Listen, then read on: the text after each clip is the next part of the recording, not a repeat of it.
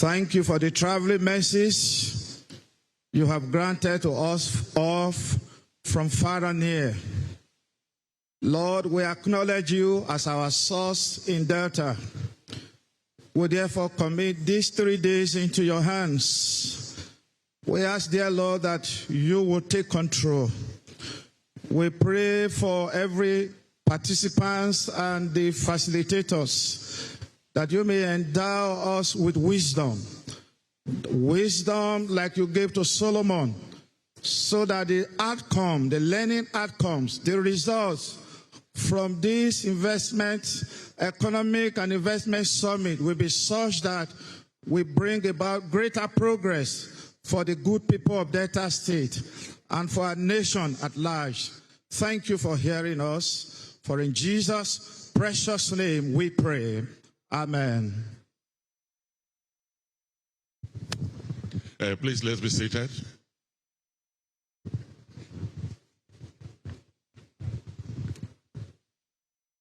Your Excellency, the Vice President of the Federal Republic of Nigeria, His Excellency Senator Kashim Shettima GCON, let me welcome very specially the wonderful, dynamic, and hardworking Governor of Delta State, Right Honorable Elder Sheriff Oborevwori. I'd like to thank you very much. Thank you.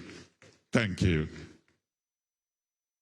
I'd like to welcome the honorable ministers that are here. And I can see the Honorable Minister of Finance in our midst and other members of the Federal Executive Council that are here. Let me welcome the Deputy Governor of the state, the Speaker of the House of Representatives, and other members of the Delta State House of Assembly, the Chief Judge, and all the members of the State Judiciary that are here. I'd like to welcome the Special Daughter of the Nation, the Director General of the World Trade Organization, Dr. Okonjo-Iweala. I welcome you. Our keynote speaker is here, born in Africa, known all over the world, a pride of the continent, Dr. Pierlo Lumumba. I welcome you to Nigeria. Let me welcome all the members of the business community, captains of industry that are here, members of the diplomatic corps, development partners, captains of industry, our royal fathers, distinguished guests, ladies and gentlemen. Your Excellencies, there are moments in the life of every society that define not merely its present, but the course of its future. Moments when vision rises above ambition, when leadership meets opportunity, when ideas find investment, and when possibilities become prosperity. Today is one of those moments.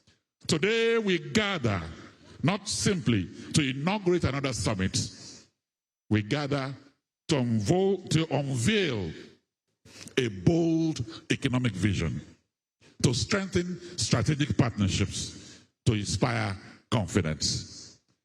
Delta State has made it very clear they are ready for business, for us to unlock the potentials of the state and bring prosperity to the people. My name is Ebere Young, and we have 4 here that will anchor this event. We have Pastor Powell, who started. We have a medical doctor who is one of the finest media and communication persons in the country, Dr. Henry Nzeku. And then we have Joyce Daniel, the queen of the microphone. I welcome all of you. 4 of us will anchor this event today. But let me welcome the Secretary to the Government of the State and the Chairman of the Planning Committee, Dr. Kingsley Eze-Emo.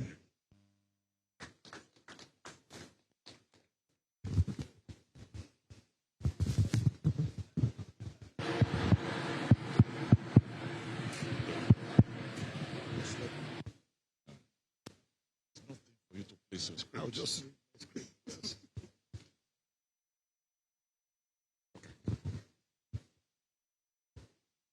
Your Excellency, Vice President of Nigeria, Senator Kashim Shettima, your other excellencies here present, the keynote speaker, the chairman of the summit, and other distinguished ladies and gentlemen, please permit me to stand on the already established protocol. My simple task here is just to welcome you to Delta State and introduce you to Delta as well as its economy. Delta State sits on 18,050 square kilometers. 60% of it is land and 40% is water. Your guess is as good as mine what this distribution or categorization presents in terms of opportunities. We have 7 ethnic nationalities. You have the Robo, you have the Isokos, you have the Shekiris, you have the Jaws, you have the Anyoma and Oshimele, and you have the Kaz. This diversity lies our strength because all the cultural presentations are put in one spot to make us thicker and better as a state. And that's why we are often referred to as a mini Nigeria. We have 4 seaports, Warri, Koko, Brutu, and Saple. We have 2 airports, Asaba, an international airport, and Warri. Our population is about 6.2%, 6.2 million. And then we have 60% of them youthful and under 30. And that presents a lot of opportunities and also a lot of challenges in terms of job creation and other attendant requirements. So we're truly working on these statistics to see how we can get to the next level. We're second least poor state in 2020 by NBS. We're also second best run government in Nigeria only recently and only behind Kaduna State. And I'm sure that by the next dispensation, when that evaluation will be done, we'll obviously overtake them. On multi-dimensional poverty incidents, we are 47% as Delta State, and below national average of 63. It means that we're within range, and we're among the 9 least poor states. Our economy speaks volume. Our GDP, we're among the first 5 largest economies in Nigeria by GDP size. And we're 16.97 trillion, 2024 GDP NBS. 28.4% stands at non-oil oil GDP, while 71.43 stands on non-oil GDP. And that has a lot of story to tell, when indeed oil accounts for our highest revenue. Job creation, agric accounts for 32% of the 7.14% non-oil GDP, 32%, 18.5% real estate, 10% trade, 5.75% agric, and that shows the very communication and information accounts for 6.9%. That tells you about the diversity of our non-oil GDP, and these are key drivers on the non-oil GDP. What is important and significant is that we have grown from 2019, as you can see in your prospectus, from 2019 to date, the GDP growth is about 13.4%. But between 2022 and 2024, we have had a significant leap to 18.34%. which shows that our economy is growing well. The fundamentals are right. What we have done here, because we have these fundamentals right, is to invite the entire world to see the enormous job that this administration and previous administrations have done to put the state in a proper footing for investment. We have 5 critical thematic areas. The first is agriculture, agribusiness, and livestock. It happens to be a cornerstone. If you look at our non-oil GDP, that accounts for 32%, and that's very significant as it is. Mining, solid mineral and mining has become very strong. We are full of kaolin, We have huge presence of coal, lignite, and silica. All of this can be found practically all over in Delta State. And those are the presentations we are making and inviting the public to come on. Energy ecosystem. We have Transcorp power in Delta State. We have Sapele power in Delta State. And we have 8.5 megawatts of IPP already running, established by the state. So here we have a big opportunity for investors to come in. We have the digital economy and innovation. Our youths will be displaying their skills and the potentials that they have for investors to come on by tomorrow when we have the plenary session here. And then Delta Special Economic Zone presents an important platform for us to run. We are situated on 3,600 hectares of land, and that's very significant. 2,600 in cocoa axis and 997, about 1,000 in the Kwale area. So gas is in abundance. What we are selling to the world is not only just the availability of that gas, we're also saying that the state has made significant development in the Delta Special Economic Zone. It's a tourist delight and investor's delight. So on this note, I'd like to welcome you to Delta State, its economy, and the people. Welcome, and thank you. Thank you. Our special thanks to the Secretary to the State Government of Delta. We thank you for opening our eyes to see indeed the reason why we're here and all that we'll partake of and from as investors in the economy of Delta State. Please appreciate Dr. Kingsley Emu for his welcome remarks. Whilst he was speaking, the governor of Anambra State walked in. I would like to say good morning and welcome to Professor Charles Soludo. Please say good morning with me. Welcome, sir. Before we hear from the summit chair, I'll welcome the chairman of the Health and Safety Committee of the summit to give us a safety briefing as we proceed in today's summit. Welcome Dr. Akpomiemie as he makes his way to stage. If your hands are free, please receive him with an applause. Thank you very much. Your Excellency, the Vice President of the Federal Republic of Nigeria, Senator Kashim Shettima, GCON. Your Excellency, the Executive Governor of Delta State, Right Honorable Sheriff Oborevwori.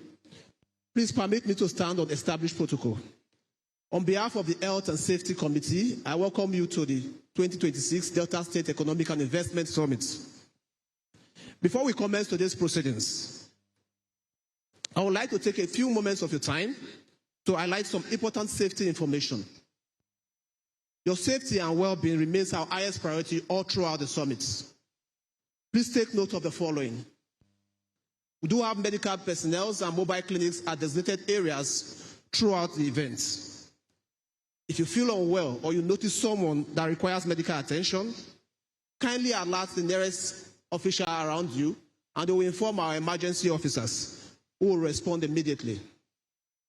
Emergency responders are strategically located at all entry and exit points. They are putting on white bibs, you will recognize them. Kindly identify the nearest exit, emergency exit close to you. Our emergency exits are at the left points there. In an unlikely event of an emergency, please remain calm, follow the advice and the directives of the event officials. Should an evacuation become necessary, please do not rush or push. Follow the advice of the event officers and they will direct you to the designated assembly points. We encourage everyone to keep the aisles, the walkways, and the emergency exits free from all obstructions at all times, please. Please keep your personal belongings secured. Ensure your mobile devices are kept on silence all throughout these proceedings. Finally, we ask for your cooperation by following all the instructions from the event organizers, security organizers, and emergency responders whenever necessary. With your support and cooperation, we are confident that today's summit will be safe, productive, and successful. Thank you all for your attention. I wish you all a rewarding and memorable Delta State Economic and Investment Summit for 2026. Thank you. Thank you. Please appreciate Dr. Akpomiemie for leading us into a safe and productive environment.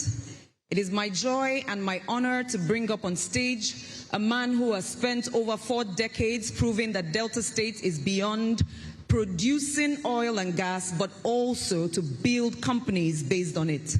He's a son of Ndokwa land right here in Delta, started his education right here in Delta before he went to the University of Nigeria, Nsukka, to graduate top of his class in geology.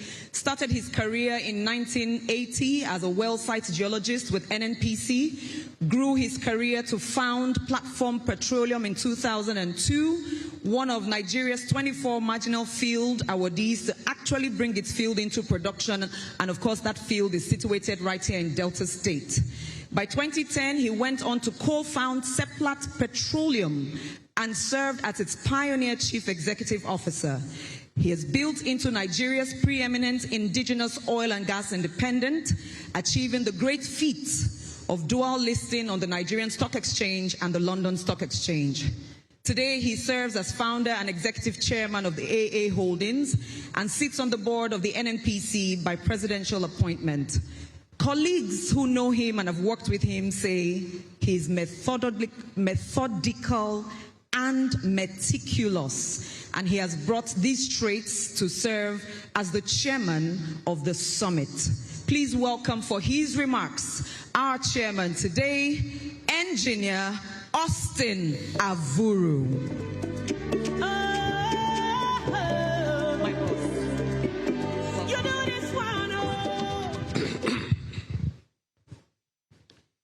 Your Excellency, the Vice President of the Federal Republic of Nigeria, Your Excellency, the Governor of Delta State and Chief Host, Your Excellency, the Governor of Anambra State, and all distinguished ladies and gentlemen here present. What I will try to do is to situate this summit in the right context and to try to establish that this is not just another talk shop. This is the beginning of a new movement in Delta State. Let me start with a few fundamentals. Around the world, hydrocarbon-rich countries are consciously rebuilding their economies to achieve prosperity after oil. They are using oil, revenues from oil, to build a future economy that will be prosperous even after oil. And this is because oil and gas is a finite and wasting resource. Examples of countries like Norway, 40 years of oil and gas production in the North Sea, has built a sovereign wealth fund that is approaching $3 trillion. All the Arab oil-producing countries, Kuwait, Saudi Arabia, UAE, are doing exactly the same thing. The lesson here is that even here in Nigeria, hydrocarbon-rich states must take lessons from what these countries have done. Subnationals going forward must now intentionally and consciously move beyond dependence on the center. We have to consciously build a subnational economy based on the niche areas of competitive advantage that we have. We have to provide the environment to attract massive and sustained private sector investments through deliberate, well thought out programs that create relative ease of doing business. Let me just highlight a few focus areas here in Delta State. Maritime commerce. As the Secretary to the State Government pointed out, we have 4 ports: Warri, Sapele, Koko, and Burutu. 2 interconnected airports. And by design, an interconnecting express route from Warri through Ughelli, Kwale to Asaba that not only connects the 2 airports, but connects our ports to markets. So what are the enablers to ensure that we benefit the most from these maritime endowments? We will have to dredge the waterways, Escravos, Warri, and Benin rivers, to allow bigger vessels into these ports. It sounds very simple, but if you do this, the traffic into each of these 4 ports and across the state will more than quadruple. The road infrastructure connecting these areas, these key areas, must come under continuous maintenance. Continuous maintenance. If the roads become unusable, these assets will start to waste. Agriculture. We have avenues for aquaculture, ranching, large-scale cassava production, and oil palm. But what do we really need to do as a state to enable this? The state will have to build land banks in different clusters. If we have 30,000 hectares of land acquired by the state and made available to investors, it becomes easier for anyone, critical investors in the oil palm space, to come in and lease swaths of these land banks, 3,000 hectares, 5,000 hectares, and before you know it, Delta State becomes a critical producer of oil palm, both for domestic consumption and for export. But these land banks have to be acquired and made available by the state. It will be the same thing for large-scale cassava cultivation, not just for consumption, but for the production of ethanol. So these are steps to ensure that the things we have, our niche areas of competitive advantage, are exploited to bring in massive private sector investment. The last one I will talk about will be industrial development. We have an industrial park in Kwale. As we speak, we have made pipeline gas available within that park. Once we have anchor tenants, major anchor tenants into the park, it becomes easy to put in embedded power. We don't even need to connect to the grid. Embedded power in modules of 5 megawatts. And once you have electricity and you have pipe gas available in an industrial park, the rest is easy for the private sector to come in and invest massively. We have an additional industrial park in Koko. In addition to pipeline gas being close by, Koko itself is a port. So we can also have food processing centers and agricultural centers once these enablers that I've just mentioned are made available.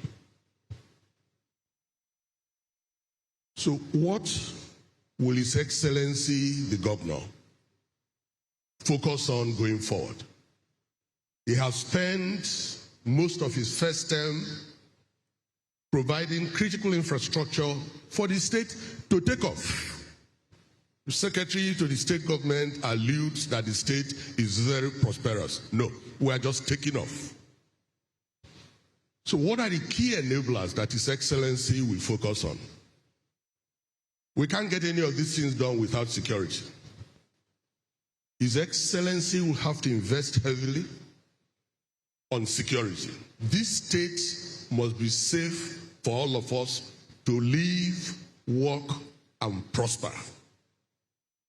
A new security architecture built on technology and intelligence will have to replace these disruptive and largely ineffective checkpoints that we have. We have to move beyond that. Sometimes I give the example of Kigali in Rwanda. You hardly know that there are policemen around, but at every street corner there's somebody talking into a small microphone. It will be clear to you that if you commit a crime, you're only 100 meters away from the next person that will catch you. There are no checkpoints. The infrastructure going forward will have to be targeted.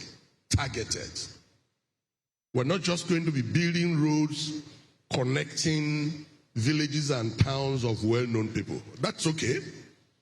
But I'm saying the roads to be built and maintained, we have to service these clusters that I've spoken about and make sure that movements of goods becomes unimpeded. His Excellency, we have to devote time to producing healthy, well-educated manpower, which means healthcare, education must be emphasized.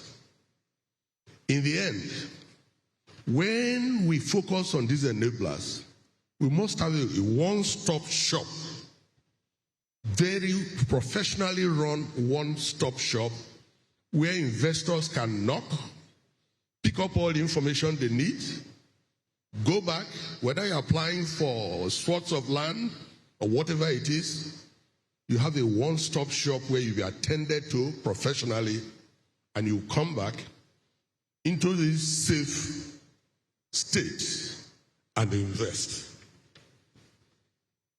That is where His Excellency, the Governor of Delta State, will focus his second term, so that by the time he leaves, we'll all be able to live, work, and prosper in Delta State. Thank you.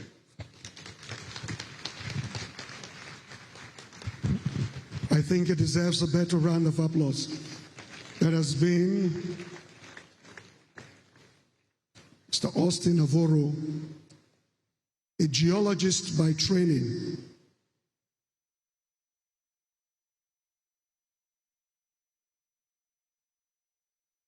Your Excellencies, distinguished ladies and gentlemen, I have the singular honor and privilege to invite for his speech the pilot in charge of this flight. Since he boarded, he has aggressively signed a signature across the length and breadth of the state, both in infrastructure and human capital development. His passion is geared towards the non-oil and gas sector in growing the economy, creating an enabling environment for tourism, agriculture, sports, entertainment, micro, small, and medium enterprises to thrive. To widows and orphans, he has given hope in place of despair. To our youths, he has given them tools instead of excuses. To the workforce, a conducive atmosphere to work instead of tension. And now to the private sector, opportunities to tap into the potentials of the state seamlessly without stress. He is God-fearing, prudent, bold, transparent, focused, and sincere. Your Excellencies, it will interest you to know that while he was Mr. Speaker of the Delta State House of Assembly, he returned the sum of 500 million naira, that is $500 million naira, back to the Treasury of unutilized funds at the end of a fiscal year. And as Mr. Governor, he He hasn't borrowed a dime from anyone, dead or alive. Yet, his projects are seen from mainland to the creeks. A devout Christian. He still functions as an usher in the church. Please join me in welcoming His Excellency, Right Honorable Elder Sharif Oborevwori, Governor of Delta State, to address us.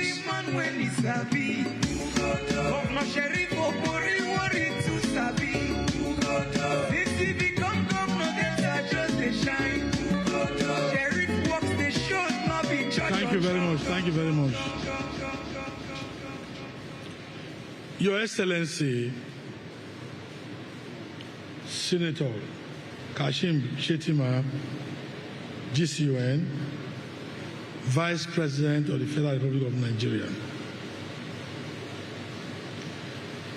Your Excellency, my dear brother and neighbor, Professor Shas Shukuma Soludo, CFRO, Governor of Anambra State. Your Excellency, Sir Monday Oyeme, very reliable and reliable Deputy Governor. Your Excellency, Senator Dr. Ifeanyi Okowa, the immediate past Governor of Delta State. Distinguished Senator Edward Afinone, and members of the House of Reps are here. You can see Right Honorable Mutu, Right Honorable Victor Wunkolo, Right Honorable Thomas Eritomi. Very respected guests are here. The Minister of Finance, the Minister of State Gas, members of the Diplomatic Corps, Chairman of the Summit, Engineer Austin Avuru, our keynote speaker, daughter of Delta State, Dr. Okonjo-Iweala, GCON.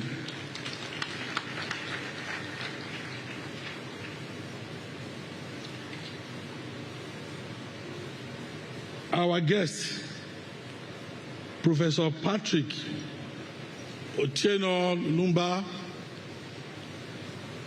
who is also here, Captain of Industry, members of the organized private sector, and investors. You can see the ambassador of Brazil is here, the ambassador of Malaysia, they are all here, top government functionaries, our very royal fathers, stakeholders, gentlemen of the press, ladies and gentlemen. Today marks the crystallization of a journey that began in July and August 2025, when I led a delegation of cabinet members to China and Brazil, respectively, to seek partnerships to explore and enhance the economic and investment opportunities in Delta State. This forum presents us with a golden opportunity to march west with actions, align our expectations with specific goals, and seek those goals with measurable results. It is therefore my honor and pleasure to welcome you all to this Economic and Investment Summit, convened as part of my administration's strategic imperatives for building a robust economy that is adaptable to the physical, social, and technological changes of the 21st century. Let me assure this audience that this summit is not another talk show, like what the chairman said. It showcases our vision and strong will to reposition the state economy and enhance its competitiveness in business. Through this summit, we hope to connect ideas with capital, forge strategic partnerships, and maximize our competitive advantages as a state to build an enduring legacy of wealth and prosperity for the maximum benefit of current and future generations of Deltans and residents in the state. Before I proceed, permit me to specially recognize the Chief Guest of Honor, Your Excellency Senator Kashim Shettima, GCON, Vice President of the Federal Republic of Nigeria, Chairman of the National Economic Council. Mr. Vice President, the government and good people of Delta State are greatly honored to have you here today.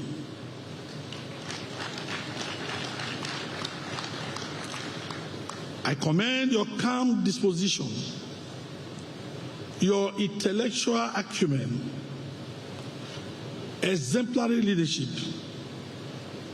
patriotic fervor, and commitment to collaborating with sub-national governments such as Delta State for the collective good of our country and its people. Let me use this opportunity to also congratulate you on your renomination as running mate to our President and leader, His Excellency Senator Bola Ahmed Tinubu, GCFRO.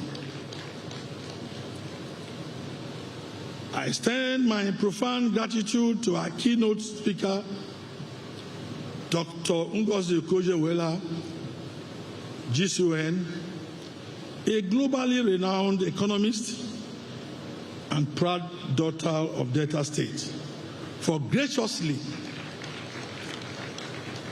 making time in our busy schedule to deliver the keynote address on harnessing our strength and unlocking our potentials in Delta State. I do not doubt our contribution today will enrich the library of thoughts and information on public-private partnerships for sustainable economic growth. Thank you for putting Nigeria on the world stage. We are proud of you.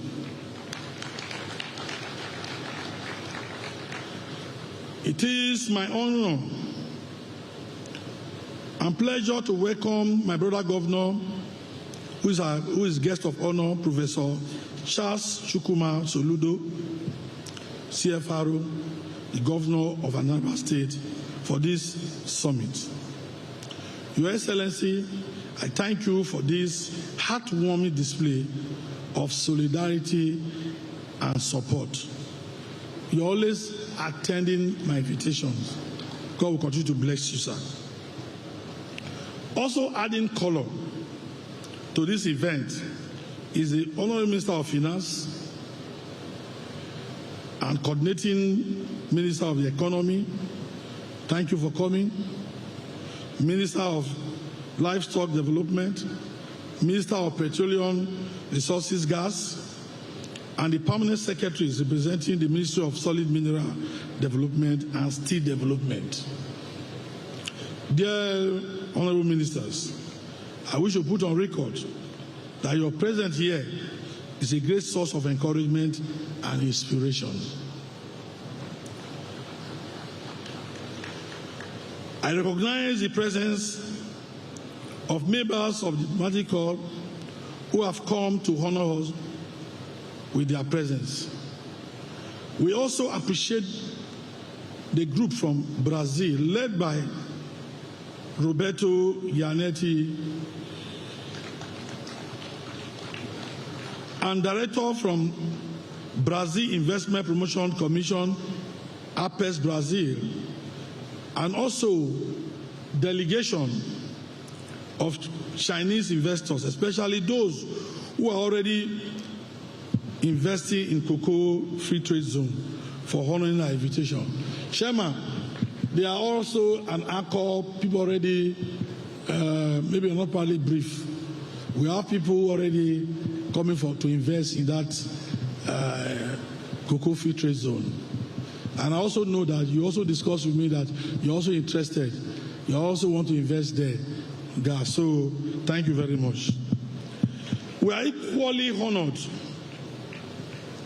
by the presence of Engineer Oborevwori, an accomplished entrepreneur and a major player in the Nigerian oil and gas sector, who is the chairman of this summit. Engineer Oborevwori is a shining example of vision, courage, and resilience for the younger generation of Nigerians to emulate. And I thank you for agreeing to be the chairman of this summit. I also convey the deep appreciation of the government and good people of Delta State to Professor Patrick Otieno-Lunumba. This gifted public speaker has carved a niche for himself through his bold and thought-provoking insights into the peculiar challenges of politics and governance, especially in Africa. Thank you, Professor Lunumba, for your interest in our state and in prosperity and progress of African continent. Today, Delta State, with a population of over 6 million people, blessed with abundant mineral resources, rich in vegetation, fertile soil for agriculture, multiple urban centers, an enlightened populace, improving infrastructure, and a business-friendly climate. Delta State is an investor's heaven with vast opportunities waiting to be exploited and harnessed. The economy is approximately 17 trillion naira, making the state a key driver of national economic growth and development.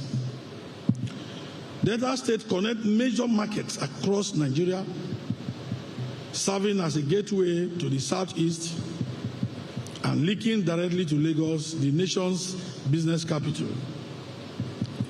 With up to 15 urban cities, this is the only state in Nigeria that you have about 15 urban cities. 15.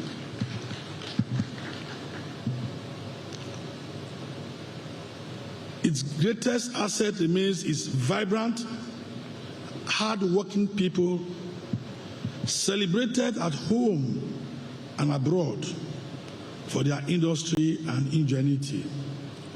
You can see purposely we invited Okonjo-Iweala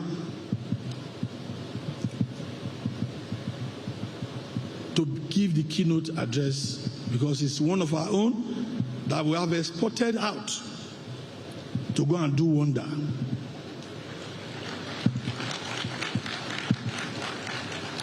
Austin Oborevwori is a son of the soil. We made him the chairman. There are so many, if we want to count, we can't and can't. And I'm proud to be a Deltan. So our goal today is to partner with prospective investors with overriding objective of building a modern economy that is strongly diversified and therefore can withstand external shocks in line with the policy imperatives of the MOU agenda of this administration. This administration believes in a data-driven development model that is private sector-led and creates opportunities for our teeming youth population. Our primary goal today is to partner with interested parties to maximize our state competitive advantages, develop the oil sectors of the economy, create jobs, accelerate economic development, and achieve sustainable development. In view of the foregoing, our ease of doing business incentives are top-notch, ensuring that prospective investors have the conducive atmosphere to operate seamlessly and profitably. The establishment of the Delta State Ease of Doing Business Council, chaired by me, is one of the major reforms we have undertaken to enhance the ease of doing business in the state. Also worthy of note is the granting of waivers of payment of tenement rates, fees, levies, and other charges to investors for up to 5 years after commencement of business.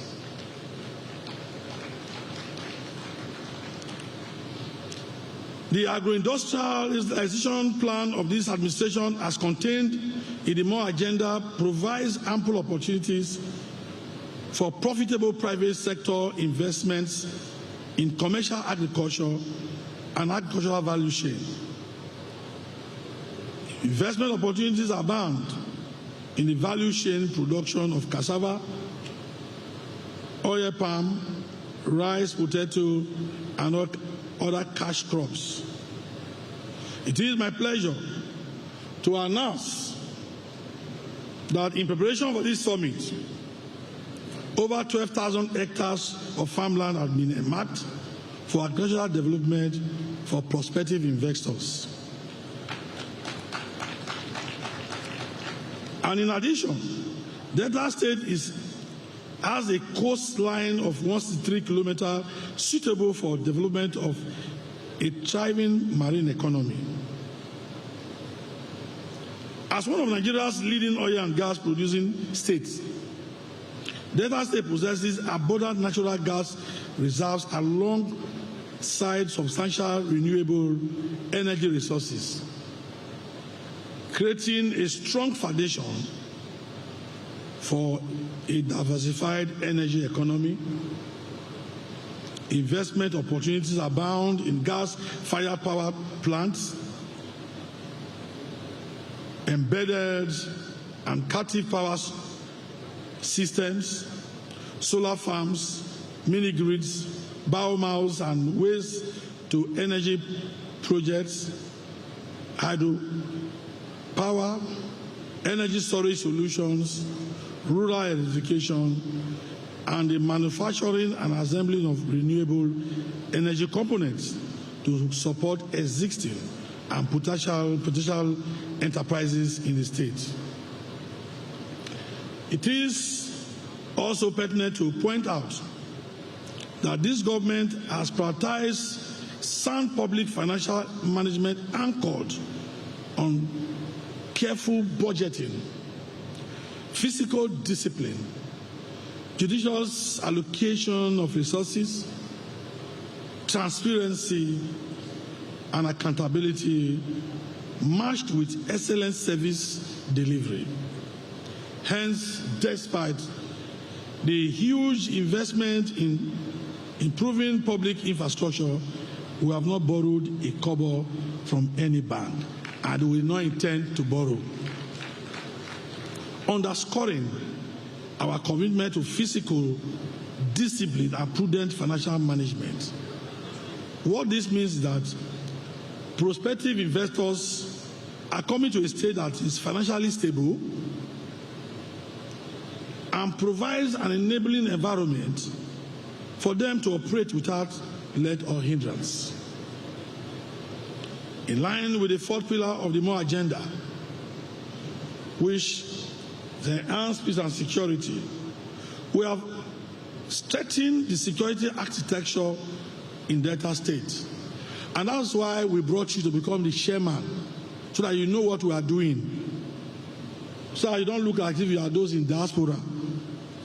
This state, the security agencies in the state have been very effective in combating crime and criminality. keeping our state safe and secure. Indeed, our investment in the security sectors have boosted morale among security personnel and local communities, improved trust between security forces and residents, and created a safer environment for economic and social activities. It might interest you to know that Delta State was adjudged the safest state for oil and gas investment in Nigeria in 2024 by the Federal Ministry of Petroleum Resources. This is an overwhelming vote of confidence in the state as an investor's haven. Mr. Vice President, as I conclude my address, I am pleased to announce that the government has set aside $100 million,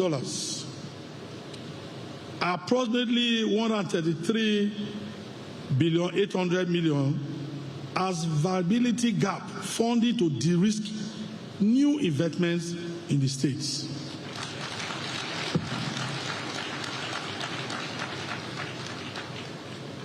This one we are not borrow. We are not going to borrow the money. The money is there.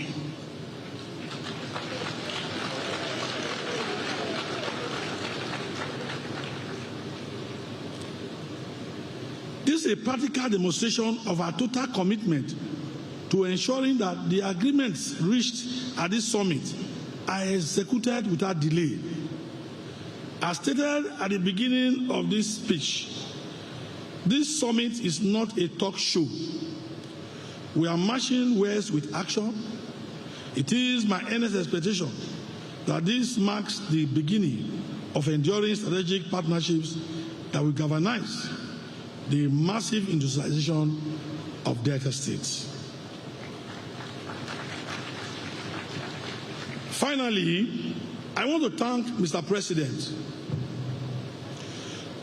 His Excellency Senator Bola Ahmed Tinubu, GCFRO, the Vice President, Senator Shettima, GCON, and their entire team for constantly working hard to bring the dividend of democracy to all Nigerians. I thank Your Excellency, my brother Governor Soludo, very dear honorable ministers of the Federal Republic of Nigeria, and other eminent invitees for honoring us with your esteemed presence. My deep appreciation also goes to our distinguished guests, especially our friends from Brazil and China, for their interest in the development and progress of Delta states. Your Excellency, the Vice President, this is Delta State. We are ready. We are stable. The state is peaceful for investment. And people are ready. You look around, you see a lot of people are ready. We have to close our portal. When we saw the registration getting to 4,000, we have to close it. We are ready. We cannot be depending only on oil. Oil has made us proud as a state, but we need to diversify. And that is the reason we have decided to organize this summit. The journey that we took to Brazil is working well. The China one is working well. The investors are here. And it is my belief that at the end of this summit, Delta State will smile and will be able to do things, do the needful by the grace of God. Thank you and God bless you all.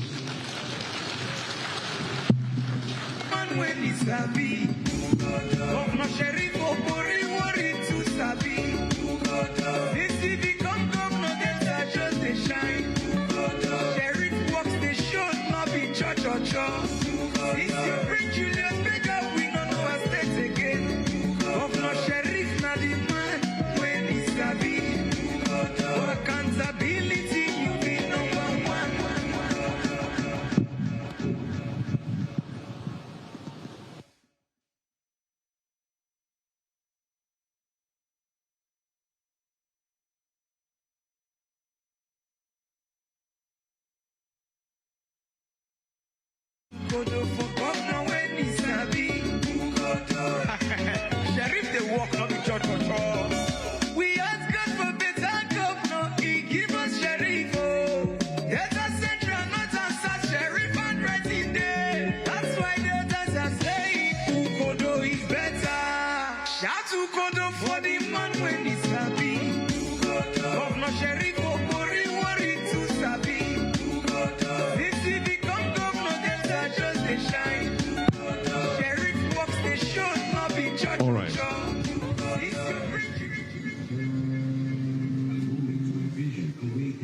Possibilities emerge and ambition becomes action. Every transformation begins with the courage to move forward. This is the story of Delta State.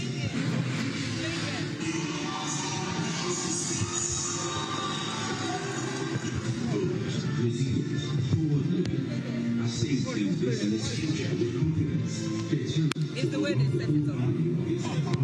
Natural resources, strategic location, and greatest assets, its people. There's a 1 million metric ton shortfall in palm oil production, and that makes it strategic for any investor to invest in oil. Economic growth and vision are products of strategic thinking. A vision that transforms possibility into prosperity. Economies are being reshaped even as markets evolve. No.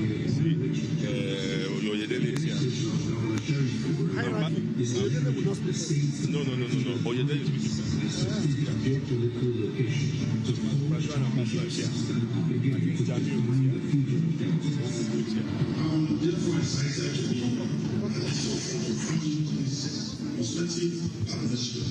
Yes, he is.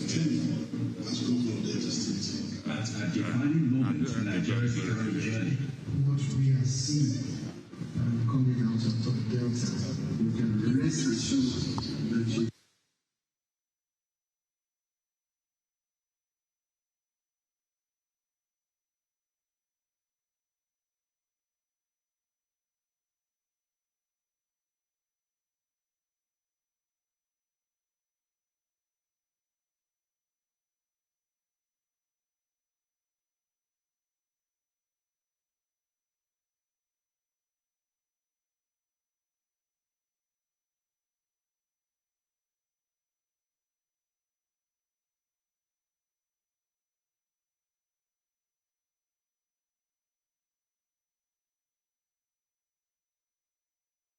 Indonesia and Aba, because the vehicle can travel with the net and get to their destination. because duty demands it, and the people deserve it. Today, Delta State stands at the threshold of a new era, inviting investors, innovators, entrepreneurs, and development partners to become part of one of Africa's most compelling investment destinations. The question is simple: why Delta? As Nigeria's leading oil-producing state, Delta remains one of the nation's foremost economic engines. Its vast hydrocarbon resources provide opportunities across the entire energy value chain, from exploration and production to refining, petrochemicals, gas processing, manufacturing, and energy services. Beyond its natural wealth lies an even greater resource: its people. Spread across more than 18,000 square kilometers of largely fertile land is a vibrant and culturally diverse population of nearly 7 million people. More than half are young, energetic, digitally connected, and increasingly equipped with the skills to compete in a knowledge-driven global economy. This summit provides a platform to find and define purpose. It's the ideal opportunity. In all of these, Delta has not lost sight of its traditional advantage: its fertile soil, abundant waterways, and favorable climate make it one of Nigeria's most promising agricultural destinations. From cassava and oil palm to aquaculture, food processing, packaging, storage, and export, opportunities exist across the entire agricultural value chain. As demand continues to rise, so too does the potential for sustainable agribusiness investment. Strategically positioned along the banks of the River Niger, Delta State serves as a commercial bridge connecting Nigeria's southwest and southeast, while also providing direct access to the Niger Delta and the Atlantic Ocean. Its extensive inland waterways and over 160 kilometers of coastline along the Bight of Benin position the state as a natural hub for maritime commerce, logistics, manufacturing, and the emerging blue economy. Complementing these advantages are two airports that connect Delta to domestic and international markets, alongside the ports of Warri, Sapele, Koko, and Burutu. Critical assets supporting trade, industry, and regional integration. The future belongs to economies that invest in people. Across Delta State, investments in education, healthcare, digital innovation, vocational training, and entrepreneurship are preparing a workforce equipped for the industries of tomorrow. A skilled workforce, a competitive economy, a future built on knowledge, strong institutions inspire investor confidence.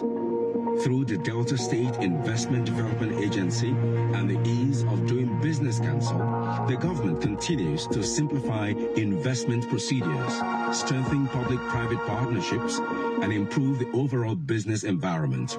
You know what it means? When the state gives you a CFO and you're able to access a bank loan, that means the state has a solid CFO. CFO we got here is so valued enough that we actually use it to access a bank loan.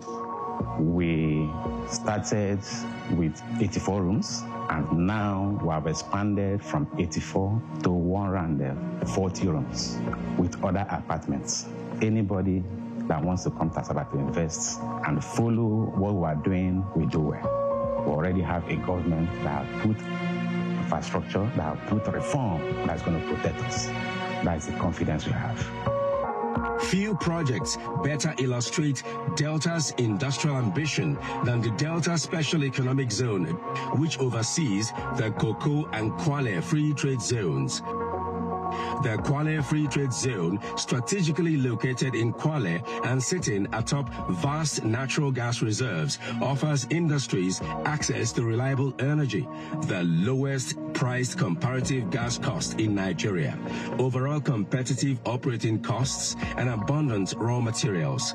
With attractive fiscal incentives and significant opportunities across manufacturing, petrochemicals, logistics, and export-oriented industries, the Free Trade Zone is rapidly emerging as one of West Africa's most promising industrial corridors. As of today, 215 trillion natural gas reserve, Nigeria. That placed Nigeria on number 10 in the global game. Now, this 215 trillion gas reserve, 80 trillion is in Delta. And this 80 trillion that is in Delta, 60% of it is in Kwale Free Trade Zone. With a good business plan and good execution, you get your investment back. A catalyst is expected to generate over 50,000 direct and indirect jobs while accelerating industrialization across the region. That Delta is ready for business can only be seen through its 1 billion naira revolving loan domiciled in the Bank of Industry BOI for businesses to access. This policy has made Delta a favorable investment destination for SMEs.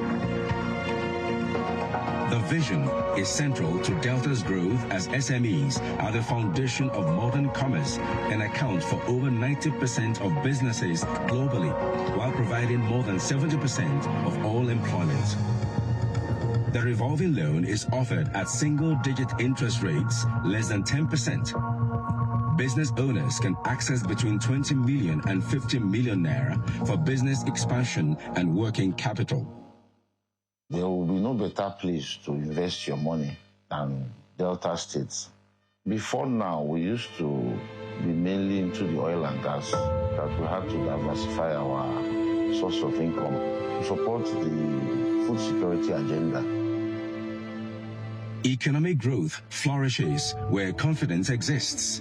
Beyond infrastructure, investors seek security, stability, transparency, and the rule of law. Through sustained investments in security architecture and continued judicial reforms, Delta State is strengthening investor confidence by ensuring that investments are protected, contracts respected, and businesses operate within a predictable legal framework. I'm a farmer, and I can be in my farm up to 11 o'clock in the night.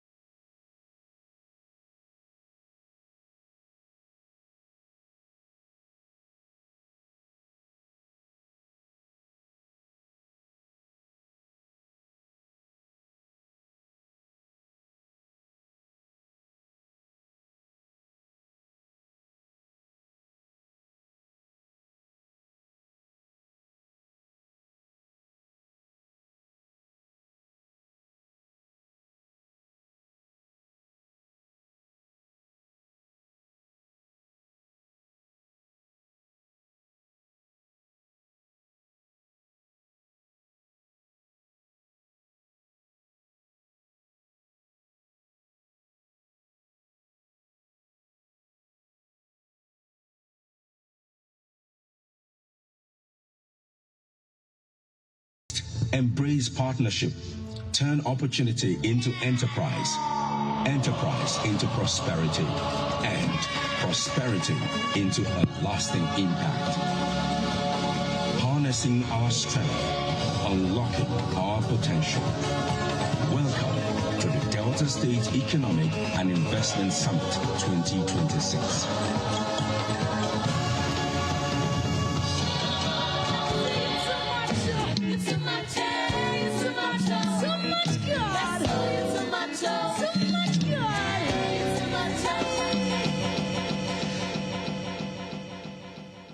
His Excellency the Governor informed us during his speech that they had to shut down the portal when number of registrations appeared to exceed 4,000.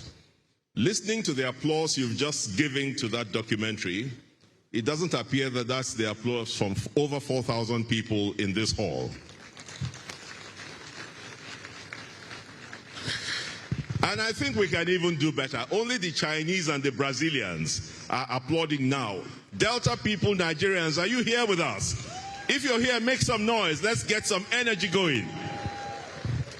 Yep, that's the way it should go. Thank you very much, everyone, for being here. Your Excellency, the Vice President, we thank you. Also, because of you, we have been reliably informed that you need to go and attend to national matters by attending the NEC meeting today. I hope that that is correct. So that being the case, we're having to speed up things a little bit. So please advance notice and apology to all who will be speaking after now. We plead with you to keep your presentations here to no more than 2 minutes. And I can also report that the only person who has indicated that they will not abide by the 2-minute timeline we're giving, he's already smiling, is the Honorable Minister of Finance. So, Your Excellency the Governor, I think we will delay his speaking until you persuade him that he has to abide by the 2-minute time limit. Do I have your permission on that, sir? Fantastic. So whilst I give them time to consult, let me quickly invite the Managing Director of NDDC, Chief Samuel Obuku, PhD. If you're here, please come forward now and set the tone for our goodwill messages. Remember, 2 minutes. 2 minutes. Thank you, sir.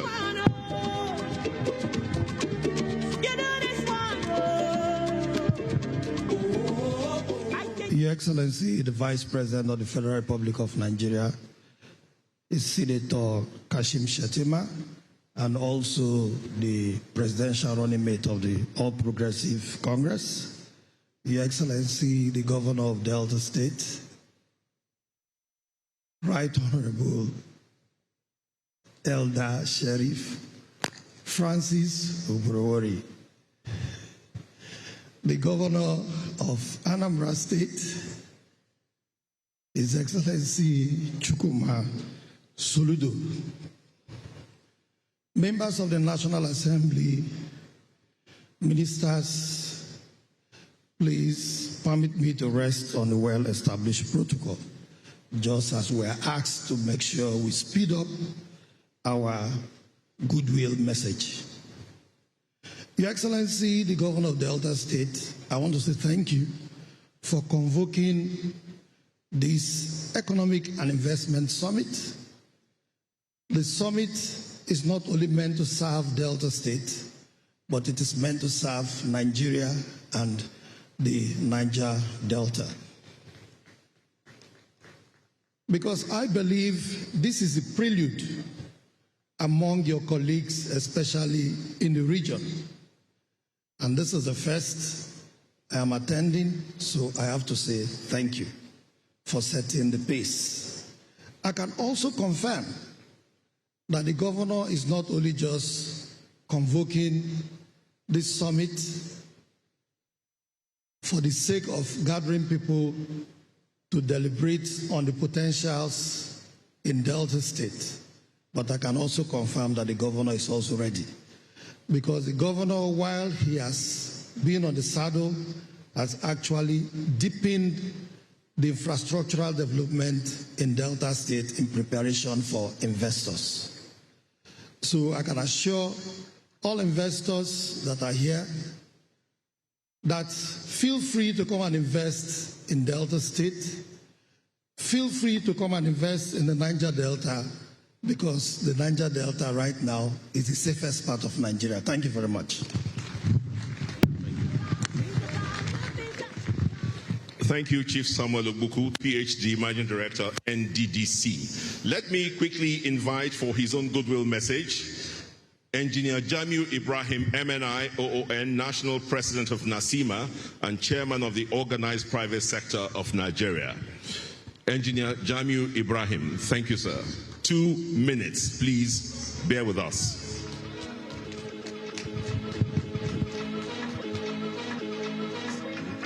How are you, sir?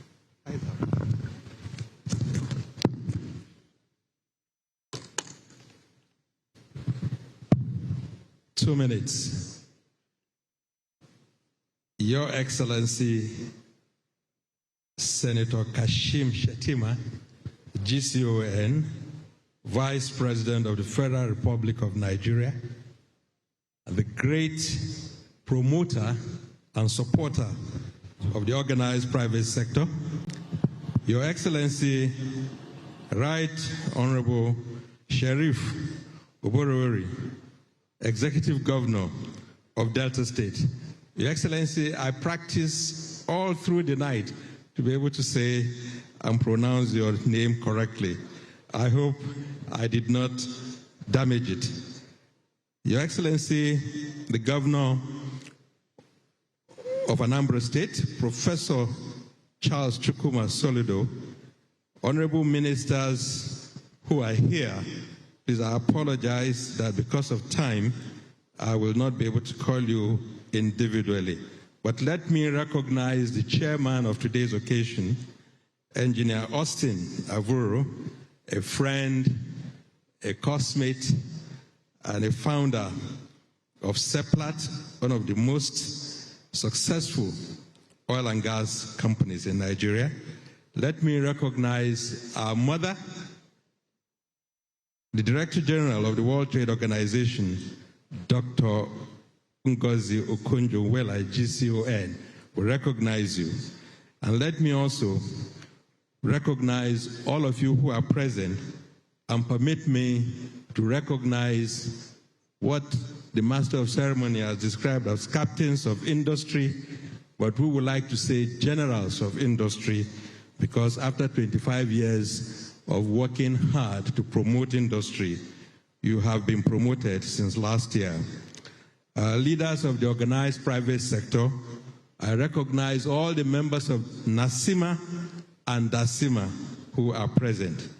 Distinguished ladies and gentlemen of the press, permit me to commend His Excellency, the Governor, for the summit and the Summit Planning Committee for convening this timely and strategic gathering at a time when subnational competitiveness is increasingly becoming the driving force behind national economic transformation.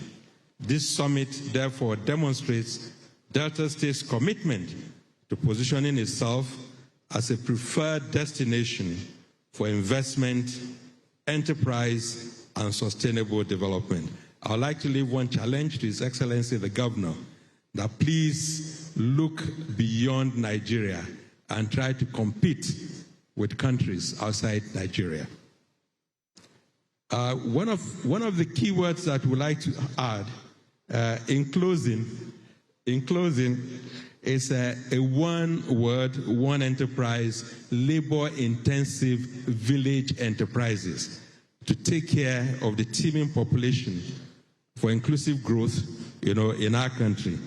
But permit me, Your Excellency, as the apex body representing chambers of commerce across Nigeria, NASIMA remains committed to working with the federal government, state governments, and development partners. But I have an appeal for Your Excellency, which I would like to put before you.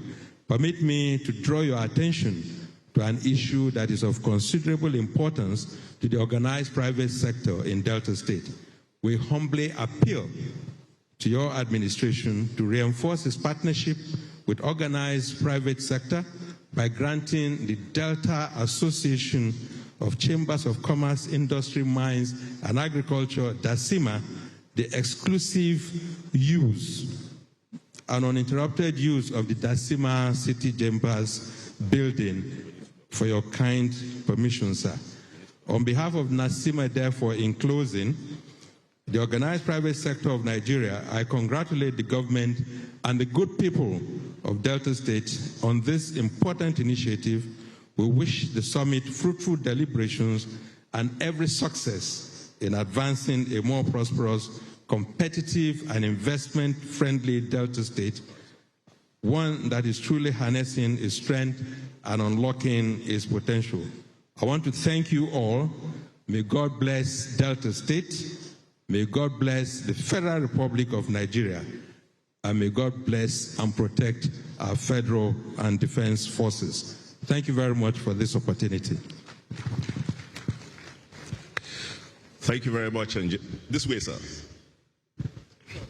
Okay. Thank you very much, Engineer Jamiu, for your very hearty comments. Please would like to inform all others who are coming up here, kindly do us the favor and not repeat the protocols. Please kindly do us the favor not repeating the protocols. There's no need.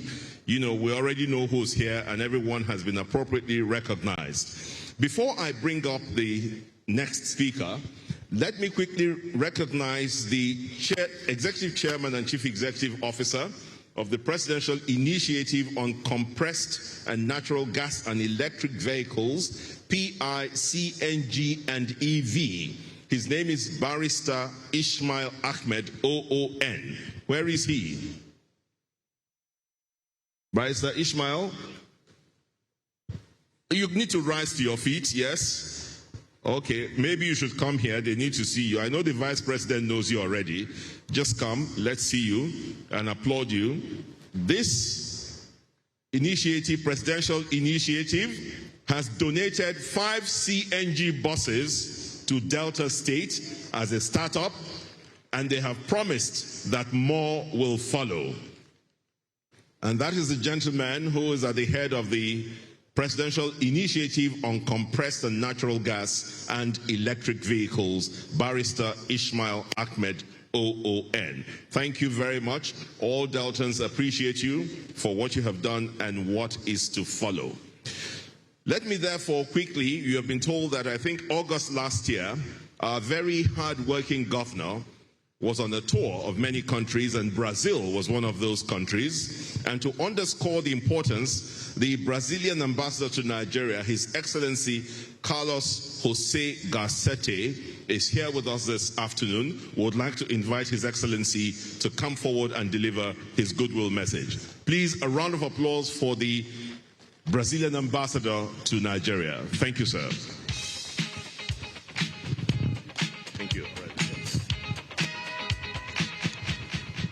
Yes, good morning. Mr. Vice President, distinguished guests, all protocol observed, I'll start my speech. Well, I'd like to make a few remarks on the bilateral relations. Brazil does not see Nigeria solely as a market for its exports. We are both developing countries and share a number of common objectives.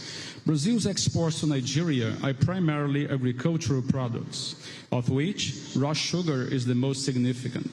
As you are aware, Nigeria also buys aircrafts from Embraer, the Brazilian manufacturer. The last one was delivered to Air Peace a few weeks ago. Brazil is a major importer of fertilizers from Nigeria. In fact, depending on the month, Brazil is the largest importer of Nigerian non-oil products in the world. Bilateral trade between Brazil and Nigeria increased 36% in the last 2 years. We see bilateral trade as a tool for development of both Nigeria and Brazil, and we're happy to see now products of higher added value being traded. Brazil is supporting Nigeria's agricultural development. Last year, both countries signed a $1 billion agreement to boost agriculture and food security, the Green Imperative. The purpose is to enable the acquisition of farming equipment, but also to provide training and to establish services centers across the country. Likewise, the project incorporates technical assistance and technology transfer, drawing on the experience accumulated by Brazil, notably by Embrapa over the last 5 decades. We are experiencing the most productive period in our bilateral relations. President Tinubu already visited Brazil 3 times. The Vice President of Brazil, Geraldo Alckmin, visited Abuja last year to meet Vice President Shettima. The Vice President Shettima visited Brazil last year to participate in the COP30, which was held in Belém, in the heart of Amazon region. Ministerial visits have become more frequent and are bearing tangible fruits. The Minister of Foreign Affairs of Brazil was in Abuja in March last year, and his Nigerian counterpart visited Brazil 3 times.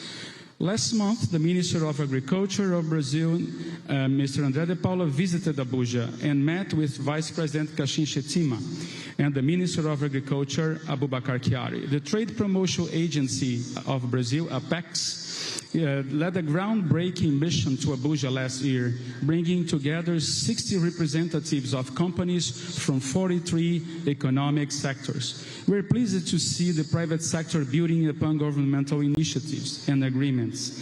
To mention just one example, Air Peace was recently granted authorization to operate commercial flights to Brazil. Next time, the Brazilian delegation coming to Nigeria, instead of 24 hours, they may arrive in only 7 hours. After 32 years, Brazil and Nigeria will be connected again. Concluding my remarks, I'd like to wish Delta State Economic Investment Summit participants a very successful and productive interaction. I hope this forum will provide a platform for deepening the cooperation between our countries in matters of great social and economic importance. I'm also glad to see the interest of private sector in doing business across the Atlantic, exploring new market opportunities and building of the agreements of both countries have celebrated. Thank you very much. A loud appreciation to His Excellency, the Ambassador of Brazil to Nigeria. Thank you so much, sir, for your kind intervention. Allow me now bring up the gentleman who is the architect behind some of the most significant tax and fiscal reforms in Nigeria in recent times. Please welcome the Honorable Minister of the Finance and the Coordinating Minister of the Economy, who will be speaking for 2.5 minutes. Please welcome Professor Taiwo Oyedele, very resoundingly, as he makes his way to stage. It's economical. Welcome, sir. Thank you. Your Excellency, Mr. Vice President, Your Excellencies, governors, ministers, senators, special guests, distinguished ladies and gentlemen, please, I need 5 minutes. Okay, thank you, Your Excellency. Looking closely at the theme of this summit, harnessing our strengths, unlocking our potentials, I'm convinced that every word in that phrase was chosen with purpose. It does not say discovering strengths, because Delta State's strengths are not hidden. They are carved into your map, flowing through your waters, resting in your soil, and burning brightly in the ingenuity of your people. So it says harnessing. Then it doesn't say wishing for potentials. It says unlocking them.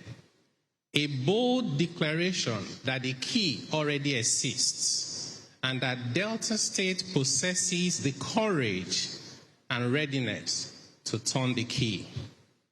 That distinction matters because it mirrors the exact journey Nigeria has undertaken as a nation.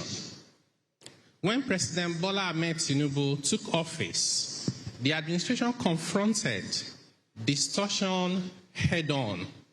Mr. President refused to hide behind fiscal illusions.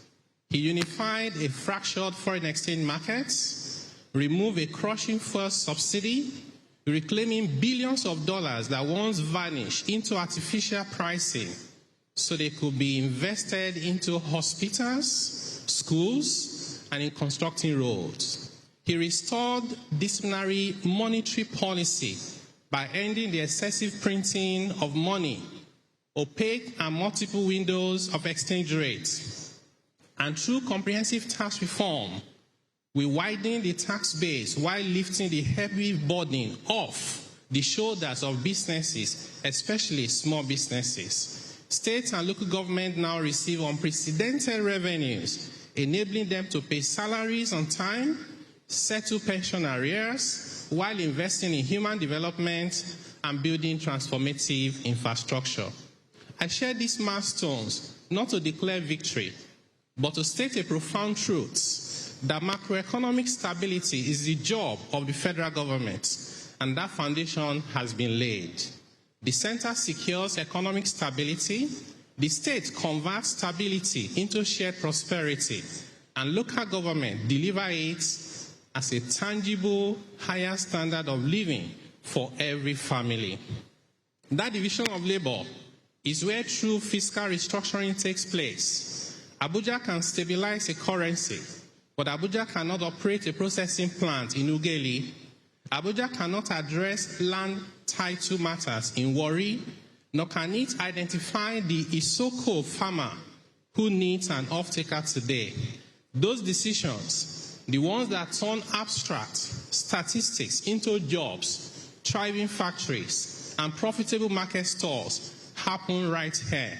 They are driven by leadership that knows this terrain, its people, and its true potential. Few states in our nation carry Delta's extraordinary gifts. You hold the hydrocarbon wealth that has powered Nigeria for generations. Your rivers and ocean coastlines make you a true titan of the blue economy. Your land is fertile. Your vast mineral wealth rests beneath your soil, waiting for capital to bring it to life. Yet, raw endowment has never been the ultimate differentiator. Execution is. Capital has no regional sentiments and no political loyalty. Capital goes where it's welcome and stays where it is protected. To the investors and captains of industry in the room, you are not being asked to take a leap of faith on unproven promises. The macroeconomic turnaround is documented and is real. The question before you today is practical and immediate. Whether you will put your money and your investments where there is visionary state leadership that meets economic opportunity here in Delta States. The federal government is delivering on its commitment at the center. Delta State is proving its commitment here today. Now I call upon the entrepreneurs and investors in this room to complete the circuit so that the strategy we discussed today become the shared prosperity felt in every Delta home tomorrow. Thank you very much. I wish you a transformative and highly successful summit. Thank you very much. Thank you so much, sir. I need a Thank you, Professor Taiwo Oyedele. Judiciously spent less than 5 minutes encouraging investors to not only invest in Delta states for the sake of investing, it will transform the entire nation from homes and households to businesses and enterprises. Once again, please appreciate the Honorable Minister of Finance and Coordinating Minister for the Economy. It is my joy and my delight to bring to stage this son of Onitsha-Ukwu in Aniocha North, one of Africa's most consequential investors, chairman of the United Bank of Africa, chairman of Transcorp Group, the founder and chairman of Heirs Holdings, with interests in banking, power, energy, hospitality across the continent. Through his foundation has committed over $100 million to the training and funding of entrepreneurs across all 54 African nations, a philosophy he calls African capitalism in action. Please welcome the trailblazing Tony Elumelu, CFR, as he brings to us his 2 minutes of goodwill at the Delta State Economic and Investment Summit 2026. Keep the music playing. He's coming in the TOE way.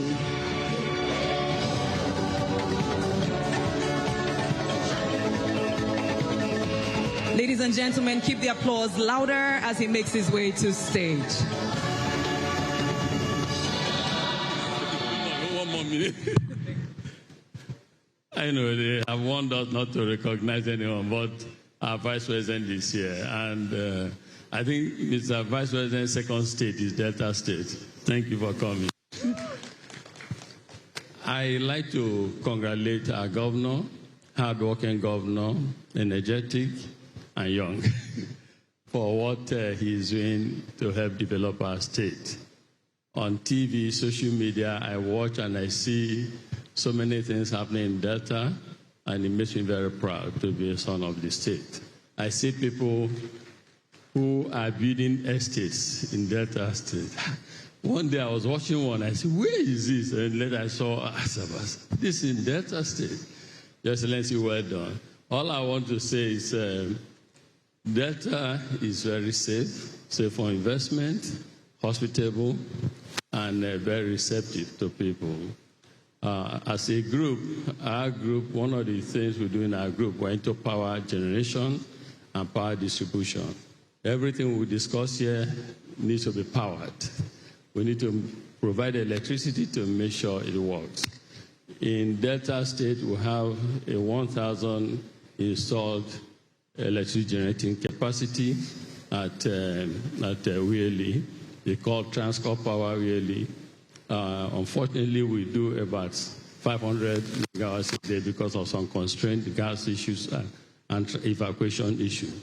But, Mr. Governor, we would like to discuss with you to see how we can help or partner with you with Delta State to make electricity generation and distribution to the last home in Delta State affordable and possible. I believe that that will help us to truly create employment, alleviate poverty, and industrialize our state. So that will be our group's contribution to what you're doing here. Thank you for what you're doing in Delta State. Congratulations, and thanks to everyone for coming to Delta State. Thank you.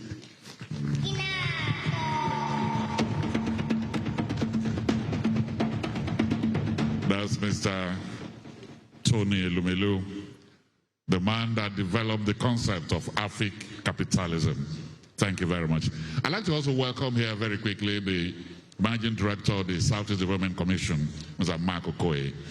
Your Excellencies, distinguished ladies and gentlemen, today, Delta State speaks with one clear message. Delta is open for business. The summit is more than an event. It is a statement of confidence, a declaration of interest, a declaration of readiness, an invitation to innovators, entrepreneurs, and business people. That's why we'll take a few attestations, and we'll kick off now with the owner of Mosra Energy, Mr. Ramos Olukayode.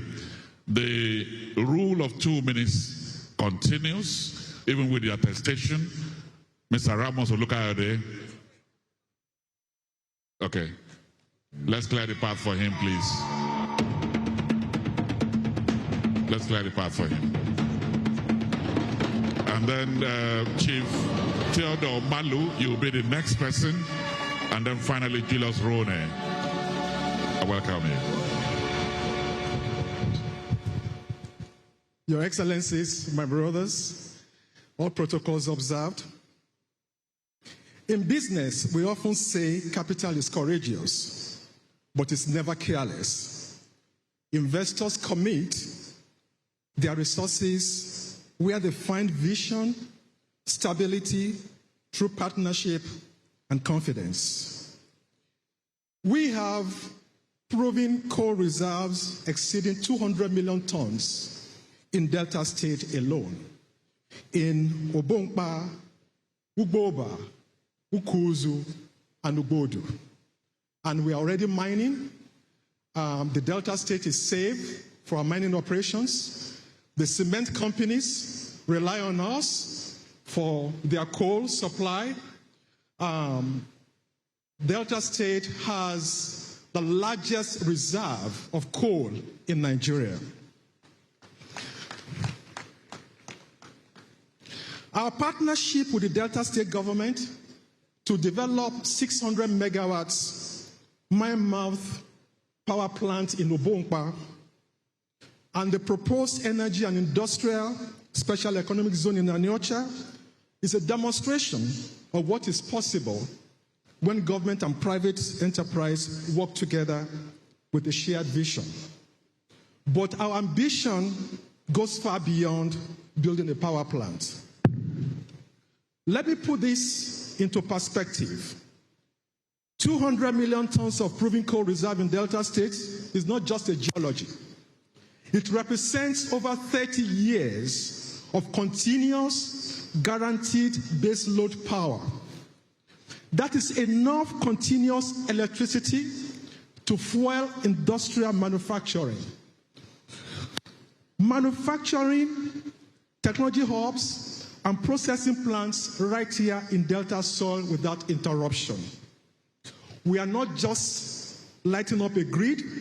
Under the MOU agenda, we are anchoring West Africa's next industrial powerhouse. To my fellow investors, my message is simple. The best time to invest is before everyone else discovers the opportunity. And that time is now. Your Excellency, thank you for your leadership, your openness to partnership, and your commitment to building a more prosperous Delta State. God bless Delta State and the Federal Republic of Nigeria. And God bless you too. Thank you very much. Thank you. Your Excellency, distinguished ladies and gentlemen, very quickly, Chief Theodore Omalu, Falkland Limited, is next.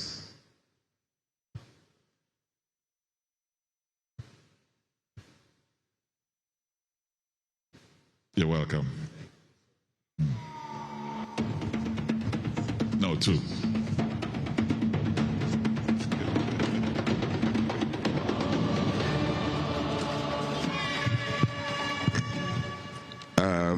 Distinguished guests, good morning, everybody.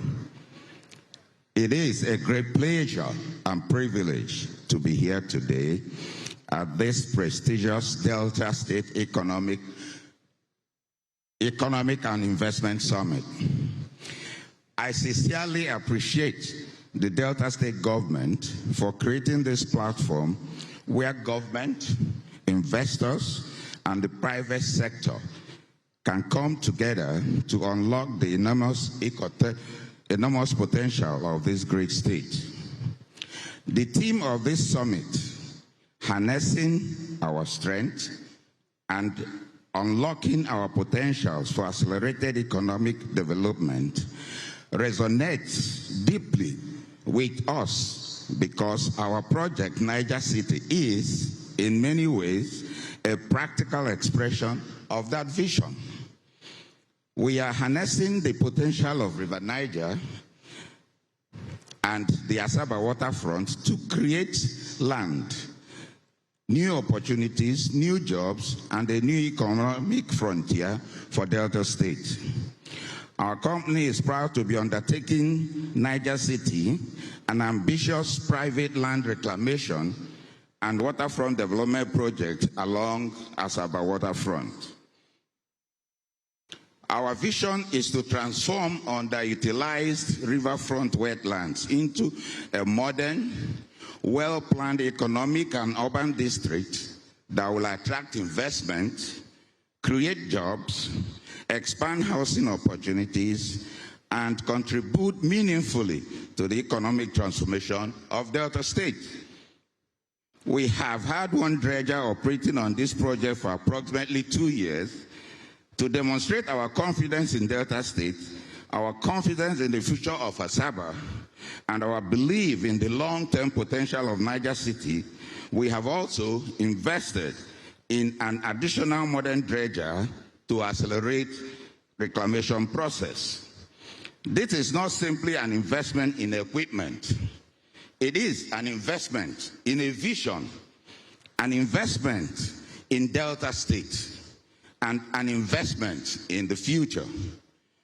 When fully developed, we envision Niger City as a landmark waterfront development supporting residential communities, commercial activities, tourism, hospitality, logistics, and other economic opportunities. Our confidence in undertaking a project of this magnitude also comes from experience. We previously participated in the development of Orange Island in Lagos Lagoon, a 50-hectare land reclamation project. Today, we are bringing that experience, knowledge, and determination to Delta State. I would like to express our profound appreciation to His Excellency, the Executive Governor of Delta State, for his visionary leadership and commitment to creating an investment-friendly environment. I wish to also specially recognize the Secretary to the State Government for all his support. Ladies and gentlemen, the story of Niger City is ultimately a story of partnership. Government provides an enabling environment. The private sector brings capital, expertise, innovation, and execution. Communities provide partnership and local support, and together we create sustainable economic value. To my fellow investors, I say, take a serious look at Delta State. The opportunities are enormous. Our experience with Niger City has reinforced our belief that when government creates the right environment and investors commit capital and expertise and perseverance, extraordinary things happen. This is why we remain committed to Delta State. We are committed to investing. We are committed to creating employment. We are committed to working with communities, and we are committed to contributing to the community transformation of this great state. Ladies and gentlemen,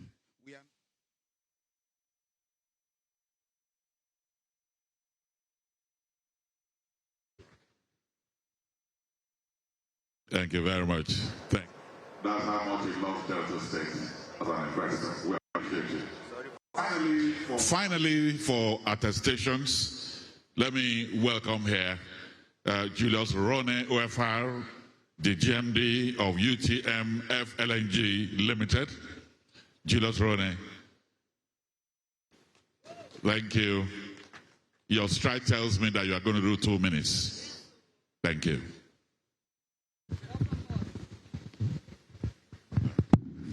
Your Excellency, the Vice President, the Governor of Delta State, distinguished ladies and gentlemen, what I have to say is that Delta State is one of the states that believe in contract sanctity.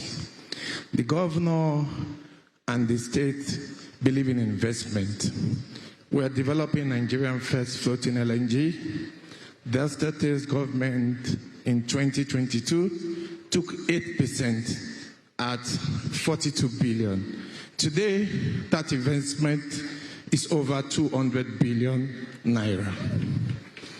And by the time we come on stream in 2030, Delta will host the headquarters in Warri of the UTMF LNG. That is not all. Delta will continuously be receiving a lot of dividends from this project. But what is important for us as an investor is the sanctity of contract. This contract was signed in 2022 with the then governor of Delta State, Dr. Okonjo-Iweala. But when the current administration came, every bit of that contract was respected. So as an entrepreneur, what is important is to see that contract is respected, irrespective is managing the state.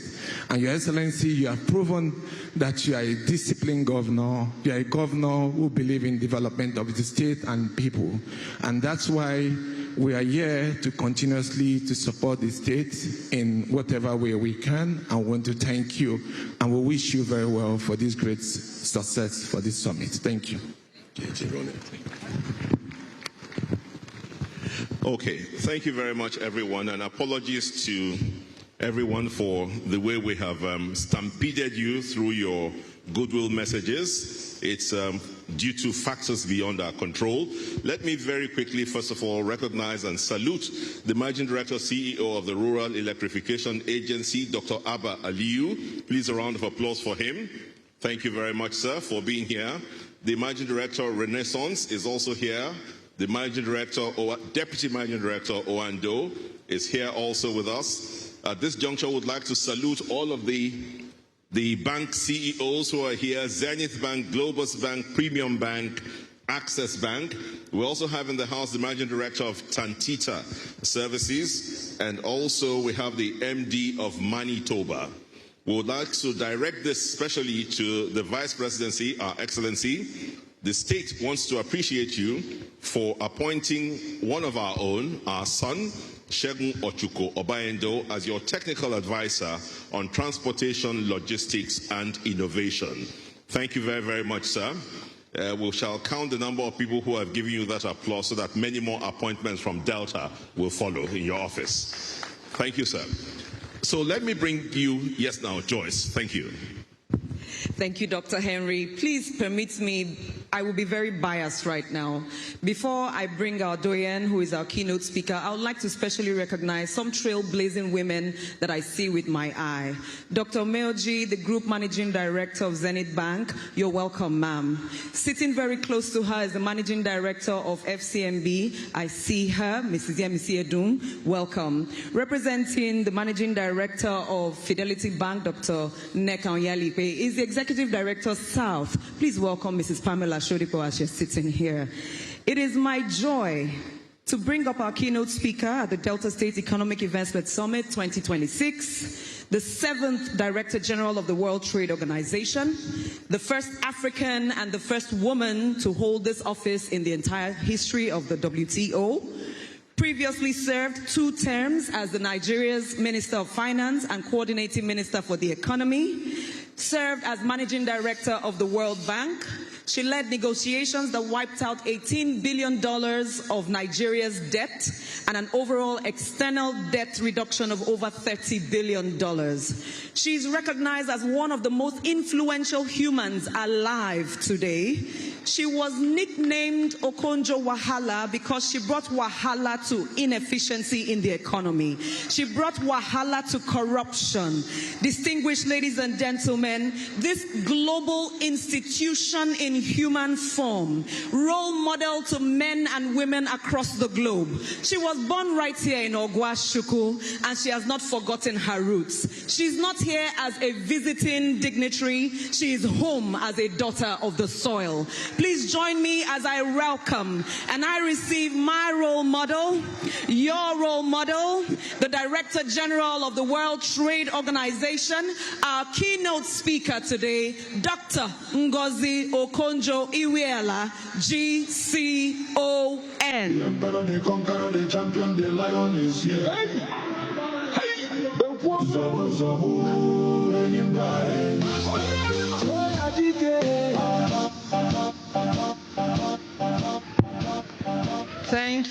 Thank you so much. Thank you.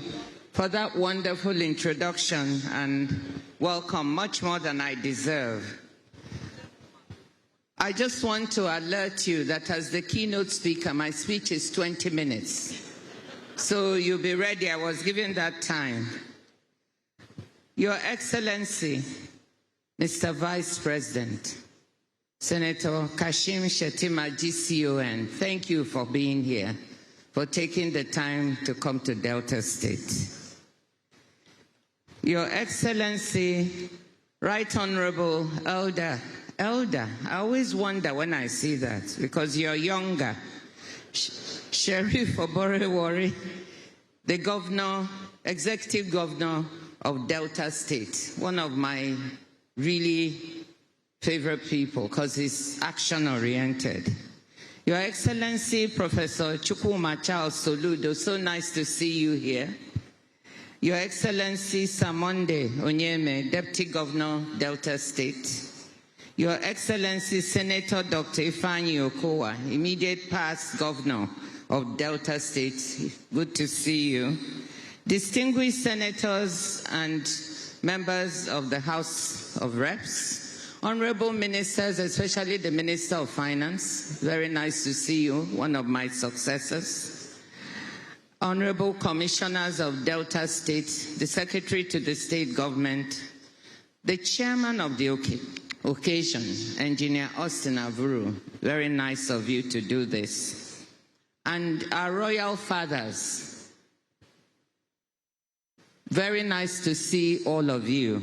I think just give me half a minute to recognize one special royal father, who is my own younger brother, His Majesty, the Obi of Ogwashiukwu, Obi Ifechukwude Chukwuka Okonjo, and his Chief of Staff, my younger brother, Prince Onyema Okonjo. They came here to accompany me. Please give them a round of applause.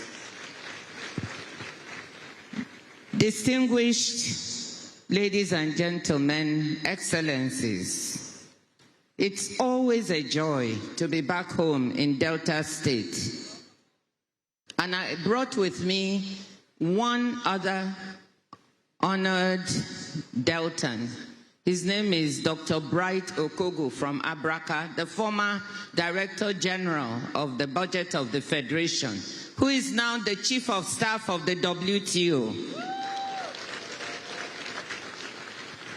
I'm really delighted to have this opportunity to contribute to this conversation about realizing the development ambitions of Deltans.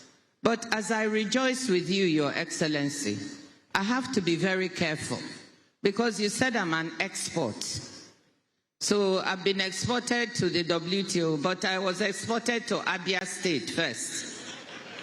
And I have to acknowledge my husbands, because when they hear you, maybe Governor Alex Oti will lock me out of Abia State and I won't be able to go home. So I also want to salute my husbands in Abia State.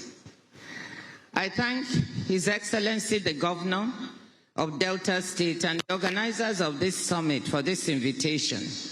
I want to congratulate you, Excellency, on the development strides that you have been taking. He and I are often in touch. He's always WhatsApping me with one thing or the other.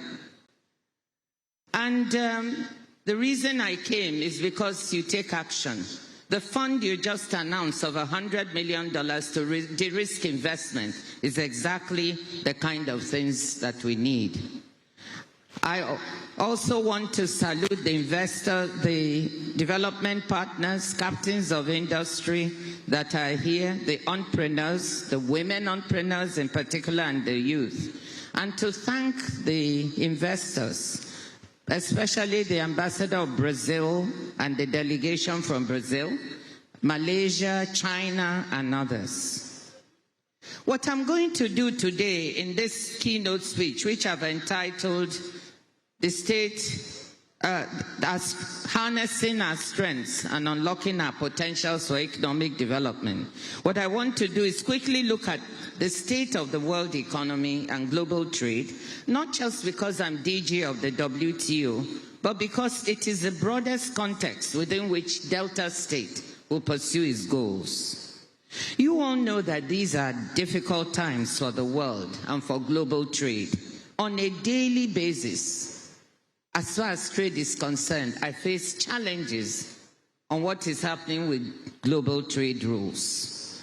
The rules-based system that has framed global commerce for the past 80 years, since the end of the Second World War, is today under unprecedented strain. Unilateral tariff actions and rising geopolitical tensions have unsettled the economic environment within which countries and companies must make plans. Rapid technological change and climate shocks are further sources of pressure. And yet, despite all of these disruptions, trade and the trading system have shown remarkable resilience, contributing to the wider resilience of the global economy. The value of global goods and services trade last year was a record $34.65 trillion. In volume terms, world merchandise trade grew by 4.6% in 2025, with surging demand for AI-related goods more than compensating for weaknesses linked to tariff increases and trade policy uncertainty. African merchandise export volumes grew by 10.3%, driven by minerals, metals, fuels, and agricultural products like cocoa. Global services trade grew by 5.3% and by nearly 6% for digitally delivered services trade. The takeaway from all of these numbers is that within the global disruption, there is a stable core, and that despite all the tough headlines that you keep seeing, there are opportunities for Delta State, for Nigeria, and for Africa. That's the case I want to make to you today. These opportunities were not available even 10 or 15 years ago. The question to me is whether we will move to seize these opportunities or whether the opportunities will go elsewhere.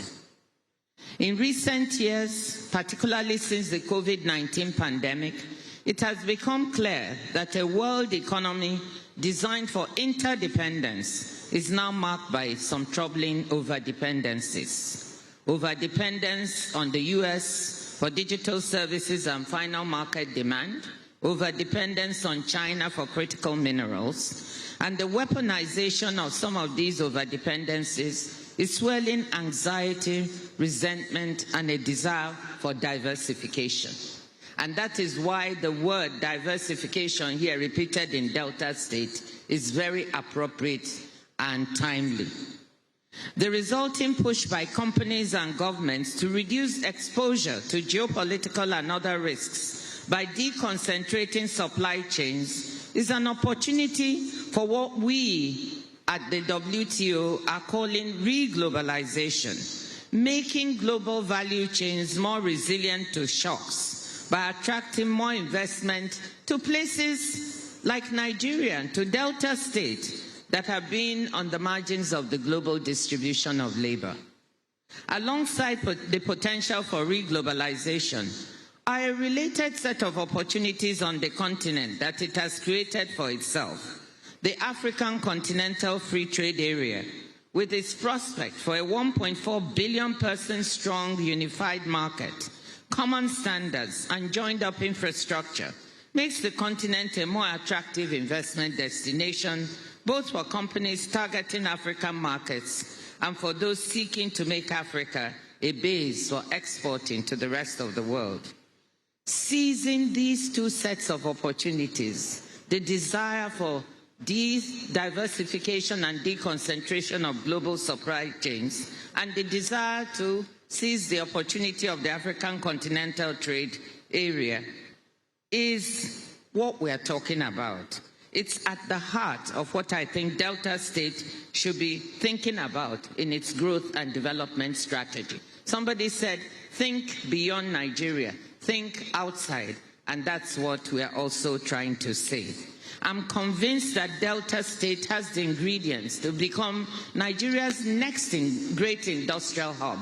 That's what I wish for it as a daughter of Delta.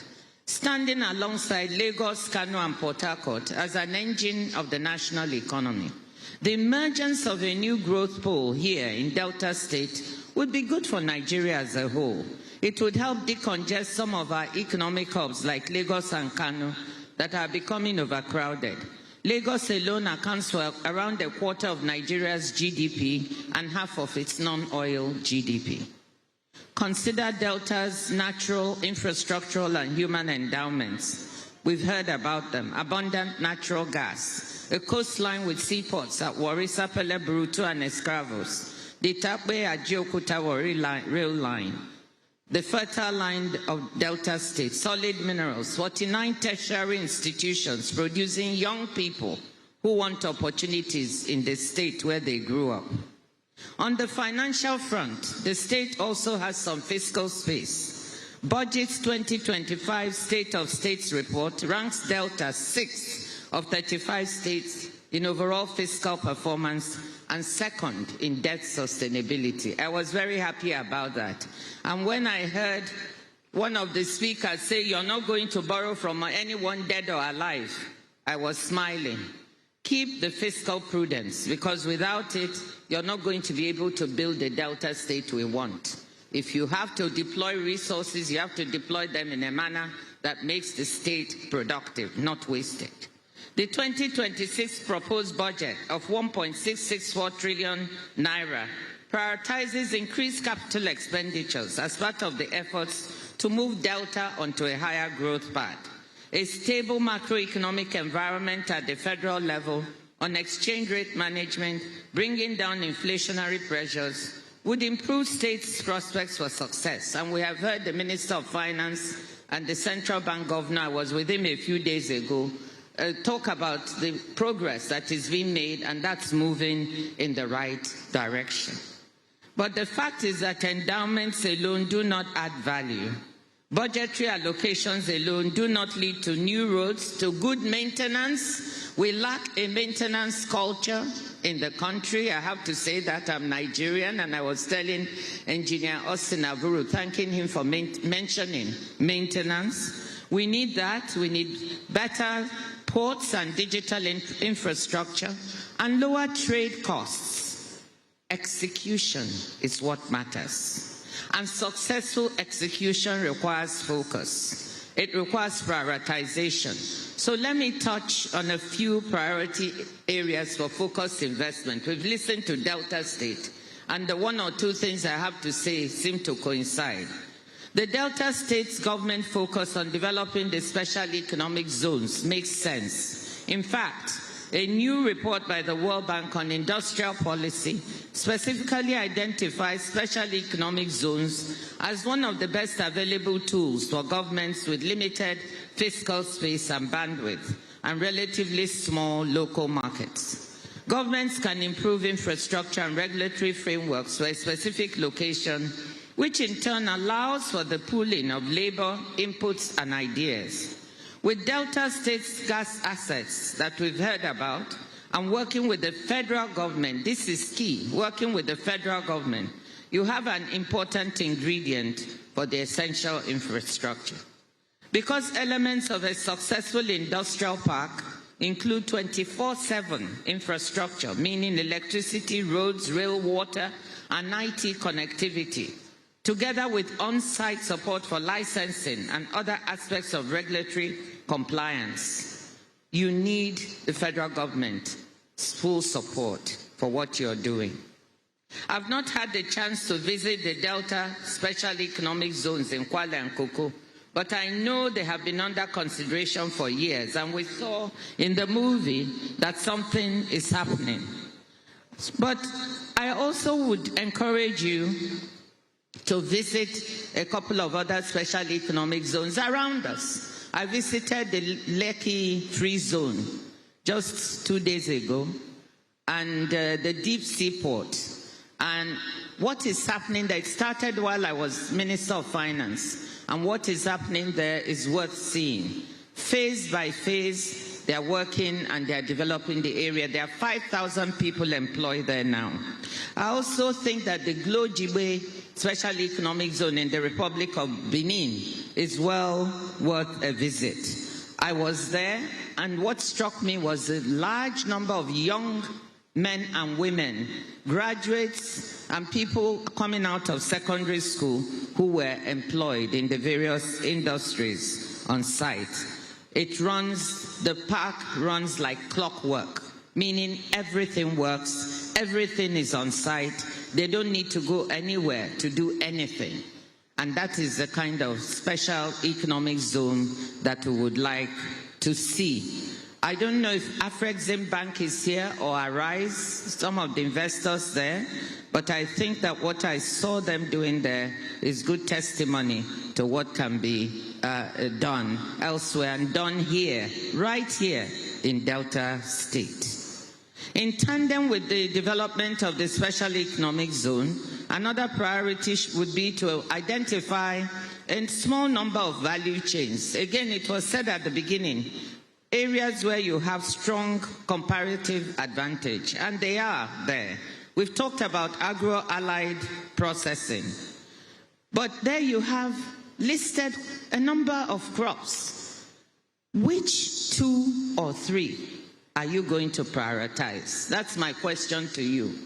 Because if we go into so many, we dissipate the amount of capital and resources we have. So I would ask you to focus on 2 or 3 that are likely to do well. And you've mentioned several of them. It's not only about the 2 or 3, but we have to go all the way from the production all the way up the value chain, ensuring standards, quality, access to finance, access to markets. This is what trade is about. It doesn't start just when you have the product. It starts even when you start to produce the product. So I strongly encourage you to identify 1 or 2, 3 crops, no more, focus on those and take those along the value chain. Second, the blue economy. Delta's coastline and rivers have been mentioned. They have the potential to support aquaculture parks, fish landing sites, jetties, and cold rooms. Nigeria imports on average 573,388 metric tons of fish and fish products worth $866 million, almost $1 billion a year. We import that. Can Delta State become the blue economy hub to capture that market, meet the demand? Imagine if we could import substitute for the almost $1 billion we're spending in importing fish into the country. And if I can say something blunt here, building a blue economy is not about letting trawlers come in and fish off your coast. That's not what I'm talking about. Actually, at the World Trade Organization, we have a new agreement that talks about how to reduce this phenomenon, because our coasts are fished with these trawlers, robbing the small fishermen and women of access to fisheries. So that's not what I'm talking about. We have a grant now with the Nigerian government to assess our fisheries management capacity, and I hope that Delta State can become part of that. It's being managed by the Nigerian Institute for Oceanography and Marine Research, along, of course, with the Ministry of Industry, Trade and Investment. So please find out about it and see if we can make you part of the assessment for the potential for your marine fisheries. In addition to the fisheries, the state's seaports, export terminals, and commercial centers provide a base for port services, ship repair, and marine logistics. The question is, what investment is needed in these ports or marine services to enable Delta State to take better advantage of this natural endowment? So this is the kind of development that would make for very good jobs for our young people. Turn Delta State into a marine logistics hub. So that's the other request I have for you. Turn it into a marine logistics and ship repair hub. And finally, the third area is in oil and gas. Yes, we've spoken about this. That's what the state is known for. But we've heard Even in the oil and gas, we've got work to do. We've got to improve pipeline connectivity. You have to work with the federal government to get gas to these other areas. If you make the special economic zones, the gas has to be piped there so it can actually work. You have people who want to generate power for the state, but if they don't get the gas, they will not be able to do that. You want to develop a solid minerals industry, and we've got what it takes in silica, kaolin, and other things, but they all need the gas to be properly piped to where it's needed. And finally, on digital infrastructure and AI. We haven't spoken much about that, but this is where the world is going. The world trade itself is going digital. So in all the developments you do here, I want to strongly encourage you that connectivity to take advantage of the digital economy is essential. I would like you to also see how that can be prioritized. Our young people are all on the internet. Our women are trading digitally, but they need the connectivity to make all of this work. So, ladies and gentlemen, excellencies, I've sketched out the opportunities awaiting Delta State, and they're rather exciting. What you have to decide now is how to deploy your capital. You've spoken about it, Your Excellency, but I think there's still work to be done in terms of prioritizing what you want to do.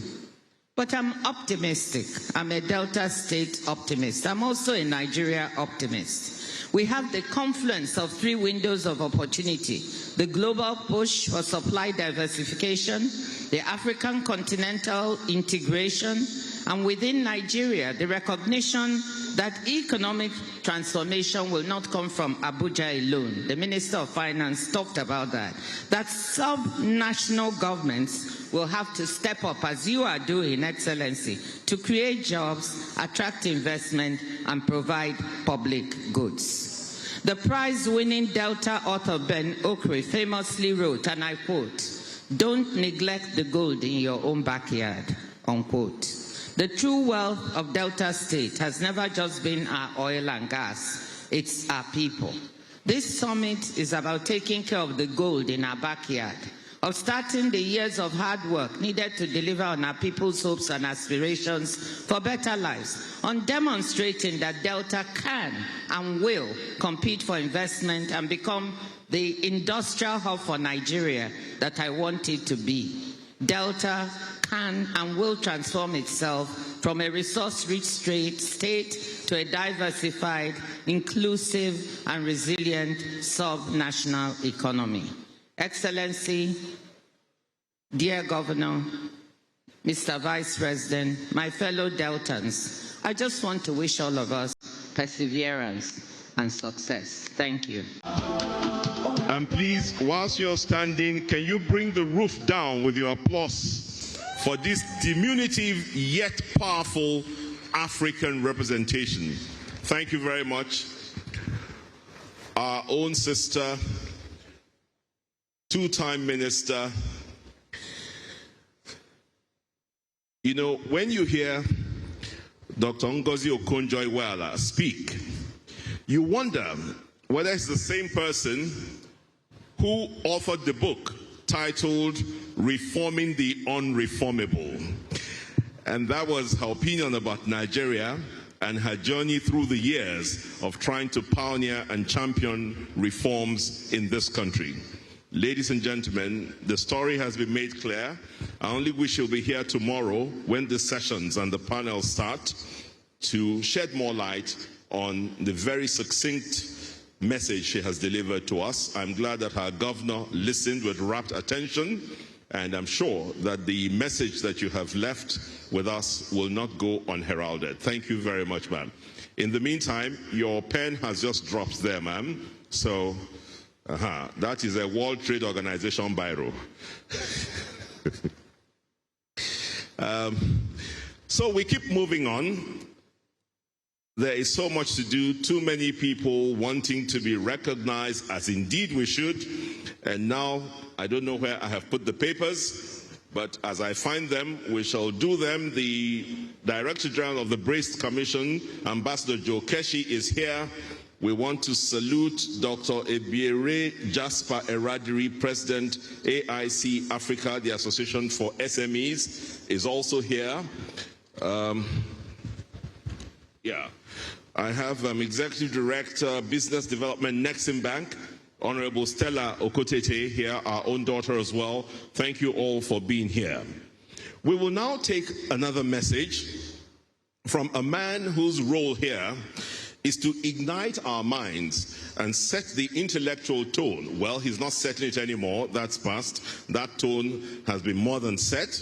He will join it and fine-tune it, because we want to welcome this African legal luminary, a passionate Pan-Africanist, and our distinguished, eloquent guest speaker.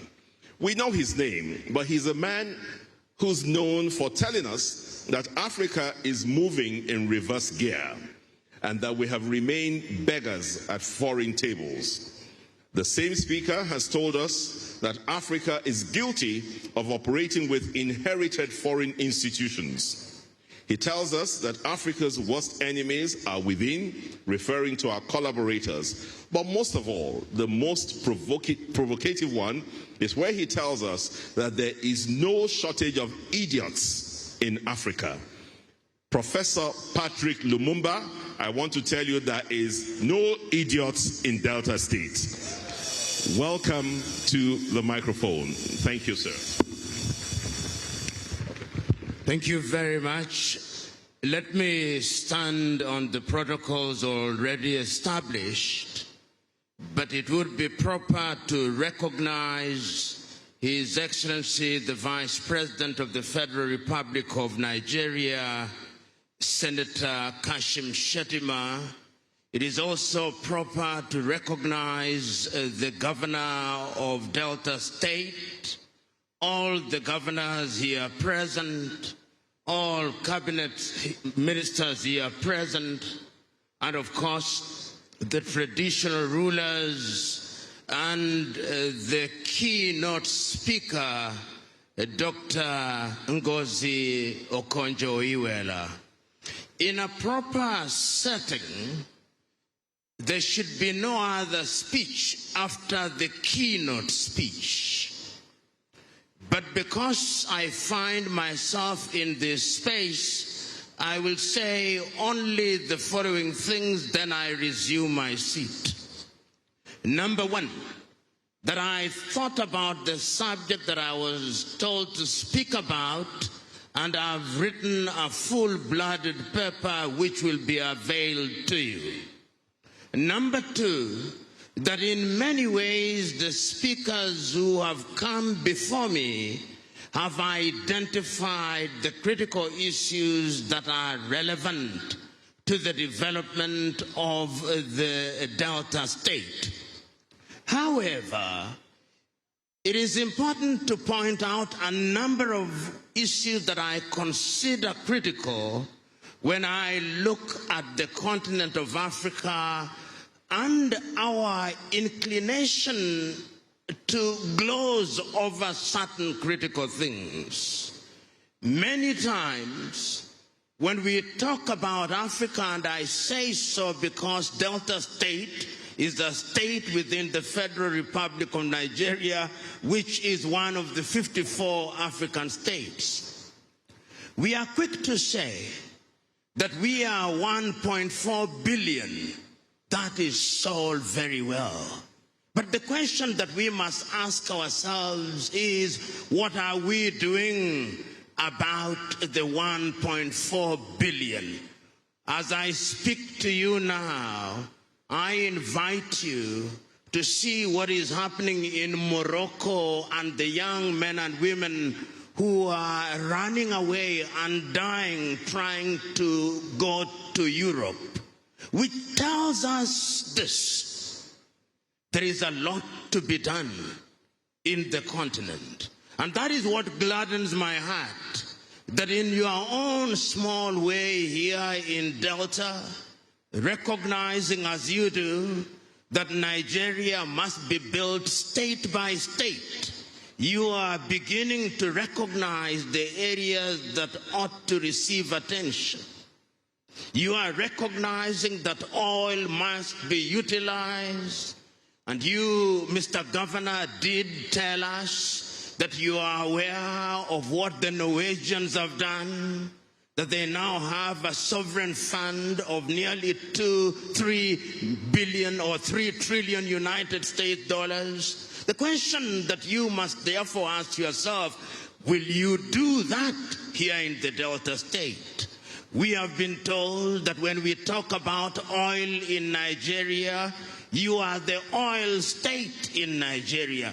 The question is, are you using the oil resources and comparing yourselves, not with other African countries? It is the Ugandan president who said, and I've always agreed with him, that there is the tendency in Africa to compare ourselves as dwarfs compare amongst themselves who is the taller one. Because at the end of the day, they are all dwarfs, even if one is an inch taller than the other. I want you in Delta to compare yourselves with others. Your own country or your own state has an economy larger than over 20 African countries, a GDP larger than 20 African states. The question is, with all the resources that we have, whether we are talking about agriculture, whether we are talking about minerals, whether we are talking about oil, whether we are talking about pharmaceutical sectors, whether we are talking about the blue economy, what are we doing that is in keeping with the demands of the 21st century? The world now talks about the 4th and 5th industrial revolution. The world now talks about artificial intelligence. But I always ask my fellow Africans who are quick to talk about artificial intelligence, who controls the artificial intelligence that we consume in the continent of Africa? It is not us. It could be withdrawn in the twinkling of an eye, and we go back to the dark ages. So the question is, as you are here in Delta, having identified the critical areas and the strengths that you have as a people, what will we do? The keynote speakers reminded us of the Africa Continental Free Trade Area. And you know, when I look at the Continental Free Trade Area, and I look at the many writings about the Africa Continental Free Trade Area, it is not Africans who are writing. It is others. It is the Chinese. It is the Europeans. So that if you wanted an expert on Africa Continental Free Trade Area, you don't look to Africa. And that is tragic, Honorable Governor. It is equally tragic that in our interpretation and understanding of who an investor is in the continent of Africa, we still don't think that fellow Africans are investors. We think, and allow me to be blunt, that our investors must be Malaysians. We think that our investors must be Brazilians. We think that our investors must be Chinese. That is not the case. And I'm saying this because in the year 2018, I and others started something called the Pan-African Investment Movement.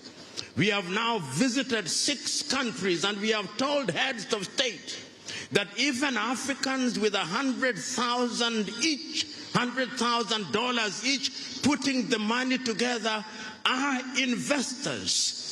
When a few Africans heard I was coming here from as far as Trinidad and Tobago, they asked me, but why were we not invited? I said, next time. Because next time, Honorable Governor, I want to see Kenyans here. I want to see Ghanaians here. I want to see Sudanese here. I want to see Ethiopians here. I want to see Moroccans here. I want to see Egyptians here, because Africans must begin to believe that they have both the intellectual and financial wherewithal to participate in the development of their continent. Because it is only when we do so that our friends of goodwill from Brazil, our friends of goodwill from China, our friends of goodwill from Europe, our friends of goodwill from the United States of America will begin to believe that the relationship between us and them is symbiotic rather than parasitic. And I'm submitting to us that many times what we call development is not development, is parasitism. And I am urging you, my brother, as you serve as the governor of Delta, you are doing a good job, but that job can be better. That job can be an African job. That job can give meaning to Africa Continental Free Trade Area. That job can have meaning to Africa Agenda 2063. But a number of critical issues must also be done by the Nigerian federal government. We must allow people to move freely within the continent. Your Excellency, the Vice President, Nigeria is the biggest economy in real terms in sub-Saharan Africa. I look forward to the day when, if I'm an investor in Delta, I want to invest in the blue economy, I want to invest in any area, I can take my plane from Addis Ababa in Ethiopia and arrive here in Asaba without a landing and exit card. I look forward to that day. I look forward to the day when there will be no visa for an African coming to this country. Because when you are big, the expectations from you are big. When we talk about Europe now, it is possible to move from Bratislava in Slovakia to Lisbon in Portugal using one currency. But here, I move from Nigeria, then there is the CD. Then I move from there, then there is the dollar. We cannot run an economy where we are so fragmented. And God has placed you, because I'm told you are a godly man, in a unique position. You are entitled to celebrate what is happening here in Delta. But it must be a contagious positive thing. You must contaminate Anambra that they do the same thing. You must contaminate other neighbors, and ultimately you must contaminate the federal government. And it is proper that you invited His Excellency the Vice President, so that this message will go to Abuja, and that your example will be used as an example that will be replicated across the Federal Republic of Nigeria and ultimately across the continent of Africa. You know, Your Excellency, as I said at the beginning, when the keynote speaker has spoken, wisdom only demands one thing, that I conclude. And this is how I conclude. I conclude by congratulating the government of Delta. I congratulate the government of Delta by recognizing that they have strengths. But I'm urging you going forward, ask yourself, how are you using your young population who are graduating from the universities? What skills are they receiving? I'm asking, how are you using your academics from the universities? What is the budget that you have set apart for research and development, so that your academics are not only individuals who preside over graduation ceremonies, but they are producing thoughts and they are engaged in research which is informing agriculture, which is informing energy, which is informing all the critical areas. And as my good friend Tony Elumelu said, you can talk development all you want, but if you don't have energy, you are going nowhere. You are going nowhere, because how are you going to compete with the Chinese? Let me give you an example, then I sit down. Nigeria generates no more than 5,000 megawatts of electricity. You lose a bit of it in distribution. China generates 3 million megawatts of electricity, which means that the seats we are sitting on, even if you wanted to produce them here in the Delta, people would still buy them from China because they are cheaper. I'm therefore suggesting that energy should be one of the critical areas in which you focus. And we now know that gas can be used in that area. We now know that diesel can be used in that area. And this is a good journey. And as one of your fellow Nigerians once said, and this is not gender insensitive, that a chick that will grow into a cock is seen on the day that it hatches. Even a hen that will grow into a chick that will grow into a hen is seen on the day it hatches. Delta looks good. Make it good. Allow it to remain good. Think beyond yourself in the knowledge that you are not successful until your successor succeeds. God bless.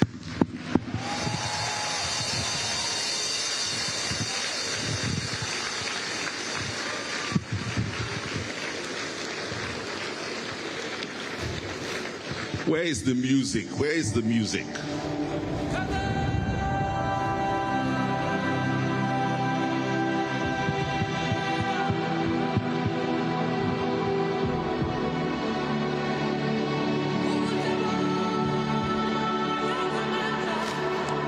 Okay.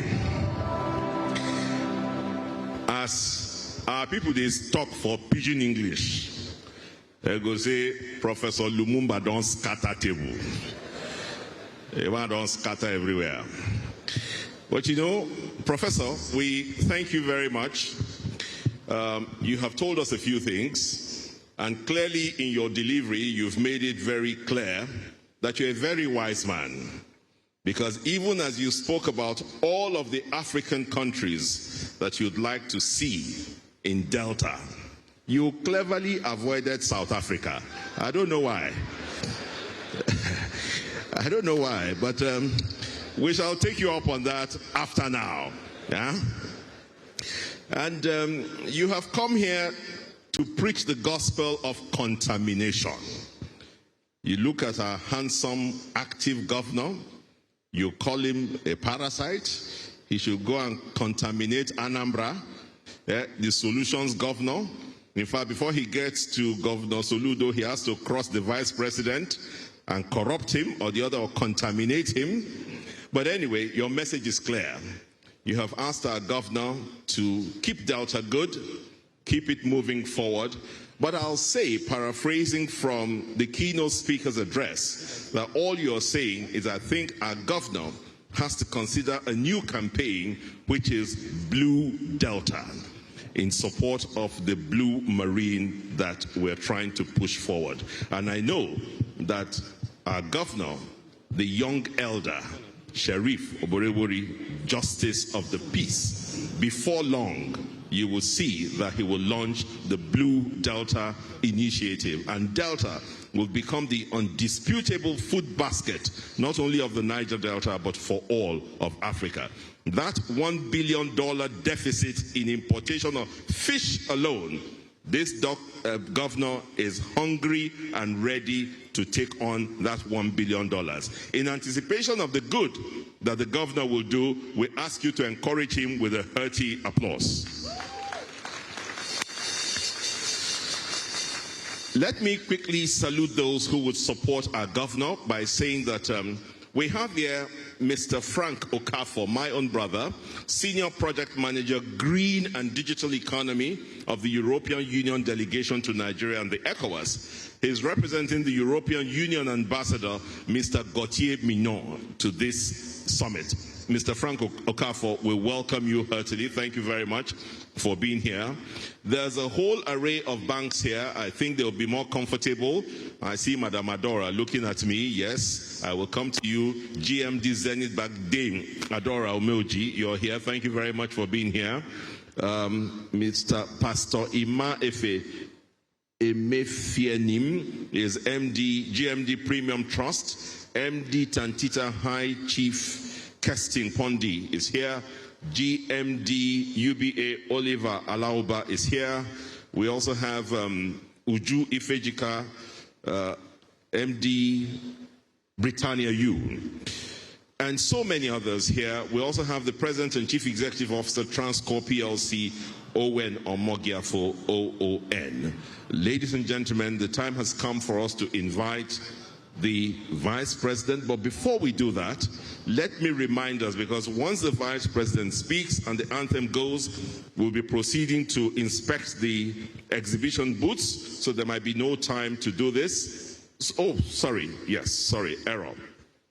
I've been told that the Governor of Anambra will speak now before His Excellency, the Vice President. My error.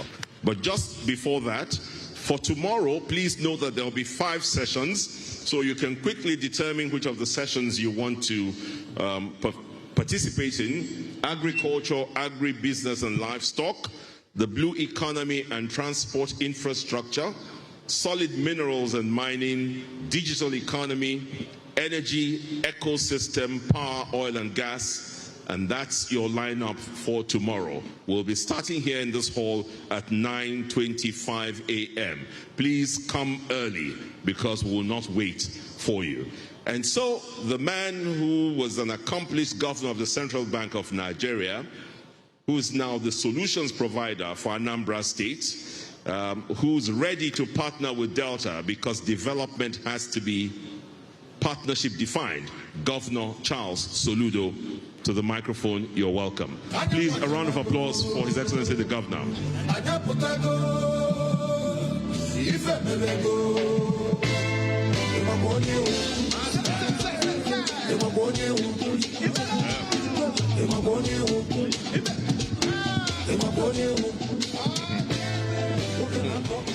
Thank you.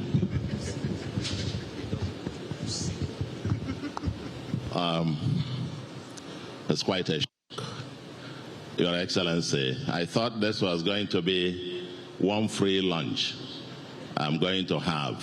Just come, listen to the Vice President, listen to you, listen to our keynote speaker, my senior sister, writing notes, ministers, and then I'll simply go home to Professor Lumumba and go home. And I was just standing up even to usher the Vice President, and I said, I have to. Let me say, distinguished ladies and gentlemen, the Vice President, first, 1, 2, 3 things. I'm asked to give a goodwill message. Your Excellency, I bring you good tidings from Anambra State, the light of the nation.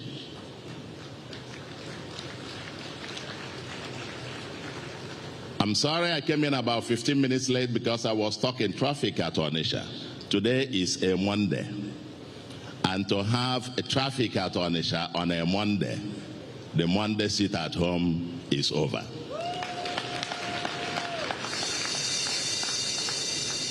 And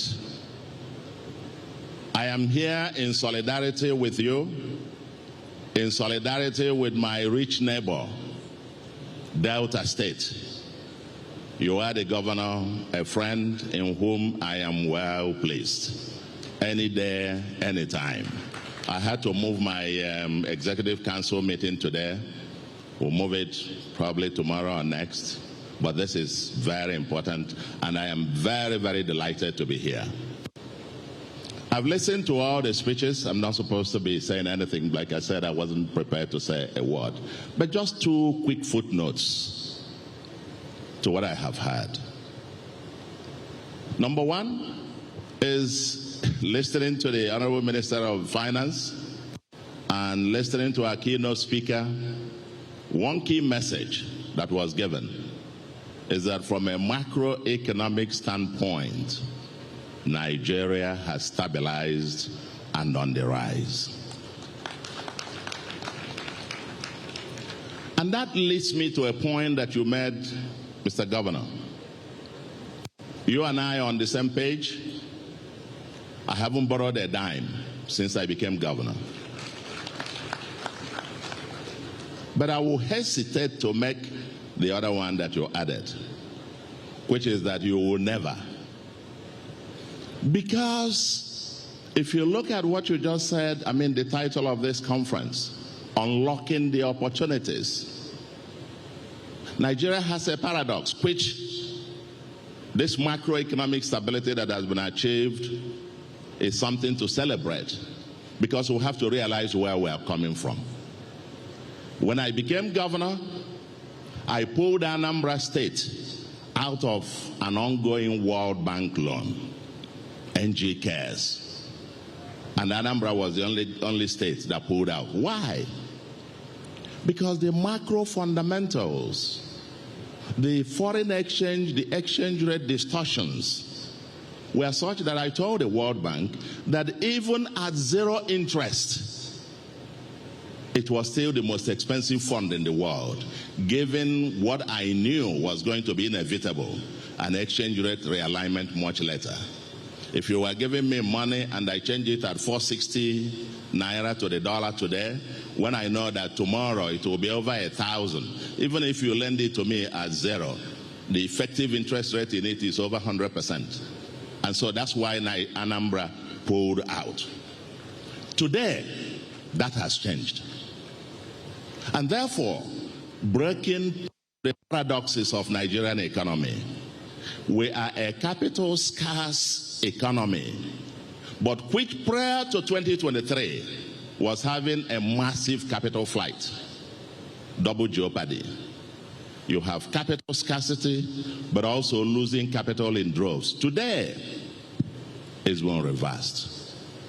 You now have net foreign exchange reserves of about a little over 40 billion and gross reserves of about $52 billion, rising from 3 billion as at 2023.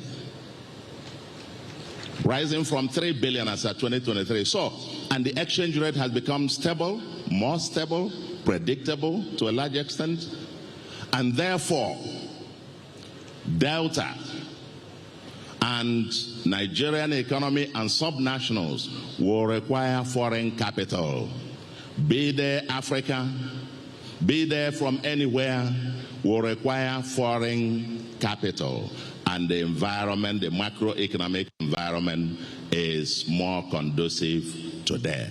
So I wouldn't make that kind of strong, I wouldn't, maybe Delta, or you are my rich neighbor, you have a lot of oil money and so on. So you can, Delta can afford it. I'm not sure how many others can afford to do that. The second, and just following from what I have also heard, is that we need to work together. Delta is one of the 36 subnational states, plus FCT, plus the federal government, that's 38 governments, excluding the 774 local governments. We need to work together. Delta alone will try, but together, harnessing the neighborhoods.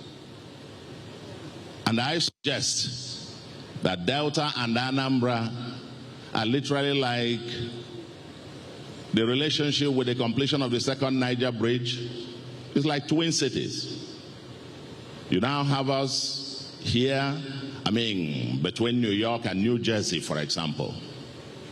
We must now, as two states, cascade our relationship beyond our personal friendships to now working group, because I can see in a whole lot of areas where Anambra could also piggyback on what is going on in Delta and where Delta could piggyback on what is going on here. You have an economic free trade thing. We are building a new commercial industrial city powered by an aerotropolis. We have quite a lot in common, and we better synergize.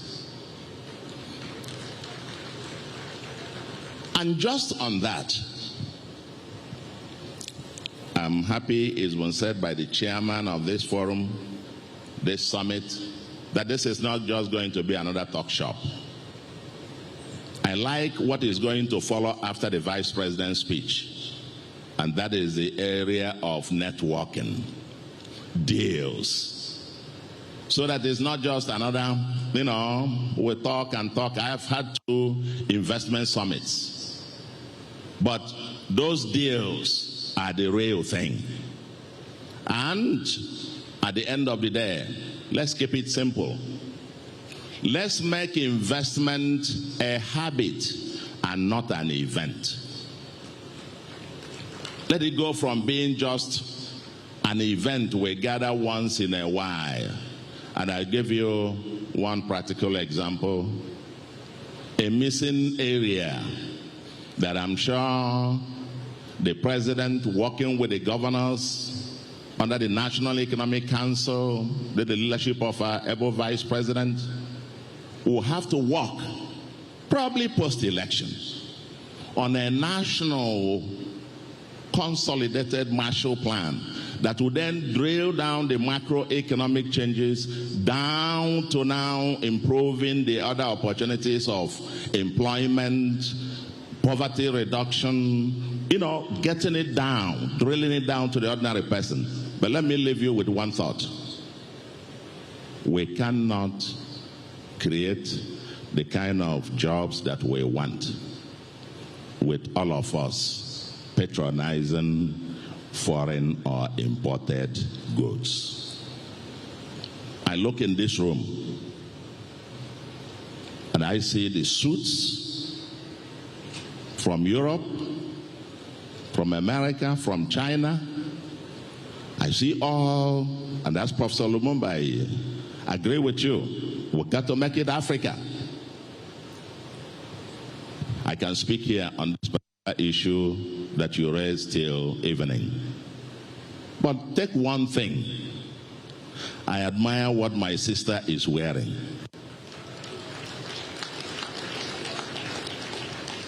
If you look at me too, I am wearing a Akwete. Akwete is the name of a village in Abia. My daughter introduced me to it in 2019, and I have made it my daily uniform. And I understand the women of Akwete, their income has gone up, employment increased, and 2 or 3 weeks ago, the First Lady announced a donation of $2 billion to the place for them to scale it up, and even promised she was going to now wear it at the inauguration.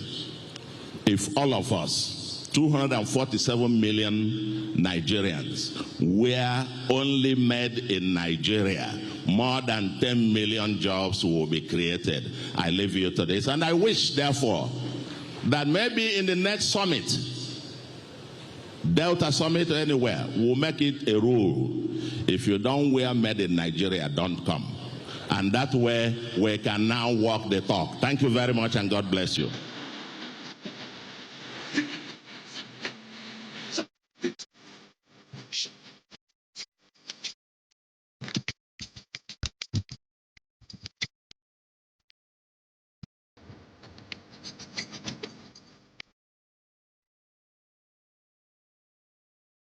Thank you very much. Your Excellency, we appreciate you. His Excellency, the Governor of Anambra State, Professor Chukwuma Soludo. Your Excellencies, distinguished ladies and gentlemen, every great gathering builds towards a defining moment. We have had conversations that inspire. We have had ideas that illuminate today. and the partnerships that create possibilities. But it is decisive leadership that transforms vision into reality. Today we arrive at that defining moment. The presence of our Chief Guest of Honor reflects federal government's commitment to strengthen economic growth, promoting investment, and advancing sustainable development. It is now my singular honor and privilege to welcome here the most hardworking, the most supportive, the most loyal Vice President in the history of Nigeria. Please welcome His Excellency Senator Kashim Shettima, GSON. Kindly sit down, please. Kindly take your seats, please.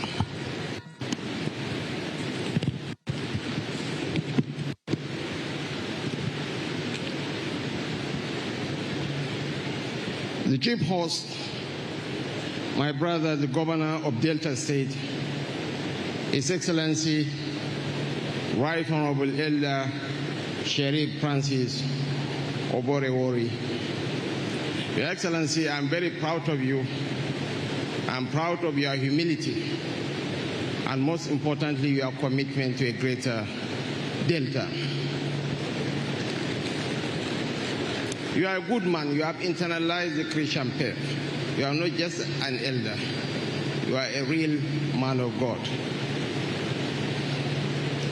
He has always been a gadfly, always moving against the direction of the wind. But Professor Charles Chukwuma Soludo Sebar is a man that I respect highly, fundamentally because the truth that sets men free, as H.S. Aga said, is most often the truth that men prepare not to hear. But Professor Soludo has the tendency of going against the direction of the wind. In 2023 elections, he went against the direction of the wind by telling Nigeria that the road to the presidential villa doesn't pass through intimidation, blackmail, or harassment. The route to the presidential villa leads through building grassroots support, inclusivity, and broad-mindedness. Professor Soludo, you have done a lot of things for the federal government, especially in informing Nigerians where we are coming from reserves of $3 billion. When we are experiencing capital plight and capital scarcity, now we are experiencing capital inflows, so that our foreign reserves has gone up to over $52 billion and counting in a turbulent world, mind you. I think the president deserves commendation and not condemnation. I remember time back when it used to be unheard of for the girl child to be highly schooled. But take a good look at this great woman seated here with us. Is there anyone here who is not proud of her exploits globally? Dr. Ngozi Okonjo-Iweala, we are proud of you. We cherish and adore you. Thank you for all you do and contribute to the world. Above all, thank you for representing Nigeria with not just your intellectual brand, but indeed also your dress sense. The famous Okonjo-Iweala headgear needs to be patented around the world. Thank you, ma'am. And to our great guest speaker, Professor Patrick Otiono Lumumba. You are not a Kenyan, you are an African, a great African. Lawyer and internationally recognized public speaker. With the way and manner you are traversing the continent, I'm thinking of being your student when I retire from politics. Thank you, Professor Lumumba, for the great African that you have become. But you carefully avoided talking about South Africa. The chairman of the summit,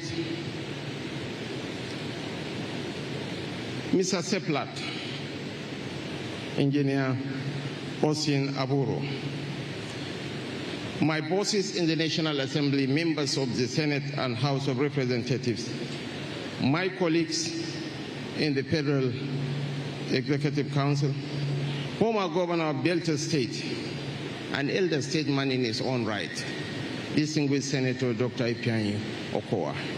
You are a good man, supporting our governor in delivering the dividends of democracy to our people. Of course, the humble and self-effacing Deputy Governor of Delta State, Samonde Oyema. I don't know whether I will call you a Hausa man or an Adioma man. The former Attorney General of the Federation and Minister of Justice, Mohammed Bello Adoke, SAN. I want to weaponize the Secretary to the Delta State Government, Dr. Kingsley Eze Elmo, to recognize and appreciate members of the Delta State Executive Council and local government chairmen across Delta State. The Brazilian ambassador to Nigeria, His Excellency Mr. Carlos Garcete, and the Malaysian ambassador to Nigeria as well. Captains of industry, I cannot fail to recognize my boss, Mr. Tony Elumelu, and of course, my sister from another mother, the Group Managing Director of Zenith Bank, Dame Adora Umioje. And Mr. Oliba Alauba, I want to use you to thank other bank executives around. Chairman of the Delta Traditional Rulers Council, Major General Felix Mojakpero, Oruyewan Oroje of Okpe Kingdom, I want to use you to recognize and appreciate all our royal fathers present here. Members of the fourth escort of the Rim, honored guests, distinguished ladies and gentlemen. The cycle of competition among our states is now evident in the quality and ambition of the investment summits combined across the Federation. Every state possesses immense promise, but each must define a trajectory unique to its history, geography, people, and comparative advantage. This is a race we must welcome, a race that proclaims growth rather than conflict, a race in which the prize is employment, prosperity, and human dignity, a race for the future. I am therefore honored to join the government and people of Delta State in this march towards that future. Since we assumed the mantle of leadership, we have scarcely taken a break from summits, strategy sessions, and investment dialogues. We promise to place Nigeria on the path of growth, and each gathering offers another platform for turning that promise into enterprise. Every host state contributes to the Federation's commercial ambition. One highlights agriculture, another minerals, technology, ports, energy, or tourism. In that healthy rivalry, Nigeria discovered the full measure of her wealth.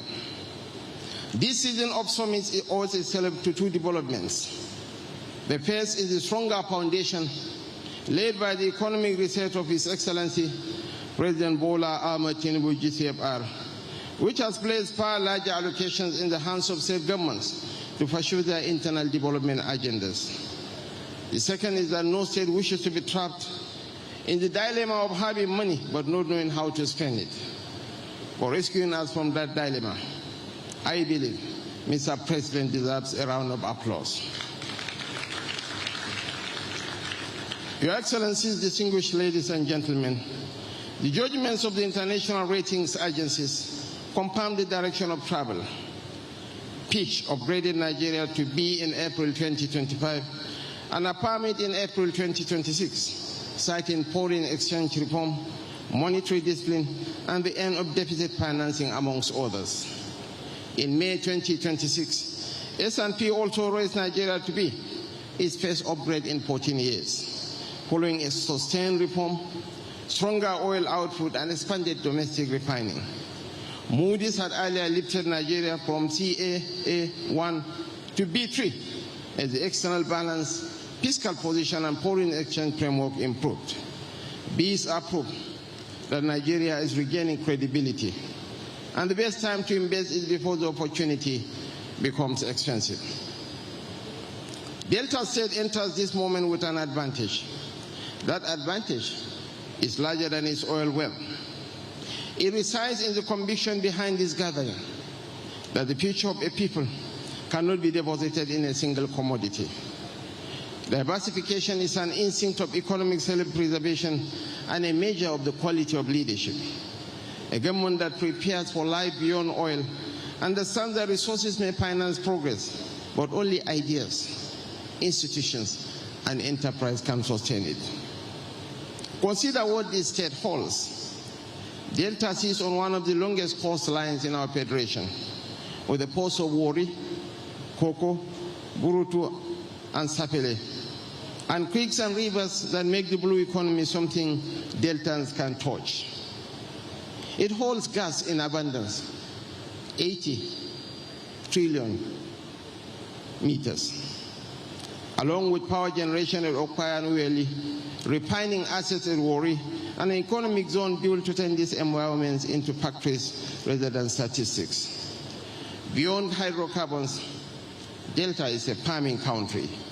Oil palm, cassava, rubber, plantain and aquaculture thrive across its 25 councils, and its fisheries fulfill markets far beyond our borders. Beneath its soil lies silica, sand, kaolin, limestone, and of course, coal, the raw material for glass, cement, and construction. Above all,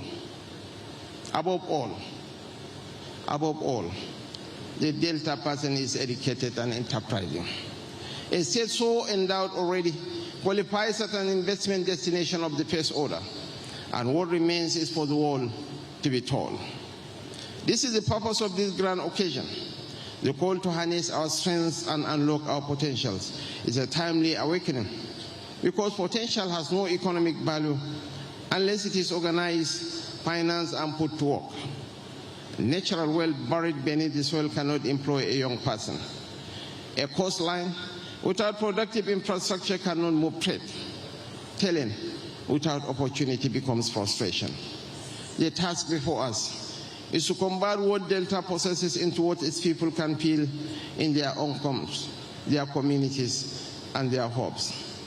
There is no doubt that His Excellency Governor Sheriff Francis Oborevwori is devoted to leading Delta into a new era of productive expansion. The design of this summit reflects the seriousness of that purpose. It brings government, investors, development institutions, industry leaders, scholars, and entrepreneurs into the same room, followed by sectoral discussions, deal-making, networking, and field engagements. The message is practical. Delta seeks commitments that survive the applause and projects that outlive the conference. I thank His Excellency Governor Oborevwori for this bold leap towards a greater Delta and for creating a platform that matches the ambition of his people. To our investors, entrepreneurs, financiers, captains of industry, innovators, development partners, the diplomatic community, and friends of Nigeria, you are welcome to Delta State. The federal government stands ready to support credible investments, strengthen enabling institutions, and work with the state to remove obstacles to enterprise. We are co-travelers on the road from promise to production, from allocation to transformation, and from potential to prosperity. Thank you, and may God bless Delta State and the Federal Republic of Nigeria. Hello. Your Excellency, the Vice President, sir, would like to plead with you to remain on stage whilst they remove, because we want to invite the governor and some dignitaries to join you for a nice photo session. Thank you so much for accepting. So please, unless I call you, don't come up. Ambassador, yes you can. Governor Soludo, Governor Delta, Ngozi Okonjo-Iweala, Professor Lumumba, and Minister of Finance. Please, it ends there. Please, it ends there. Let's put some structure to this, please.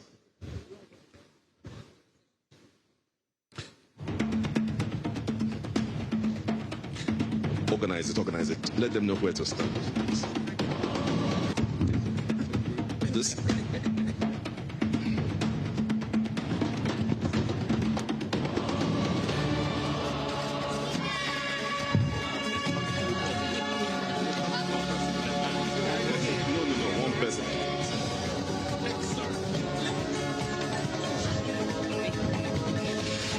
Okay, where are the photographers, please? Can we allow a few? Where's the official photographer? Oh, you're there.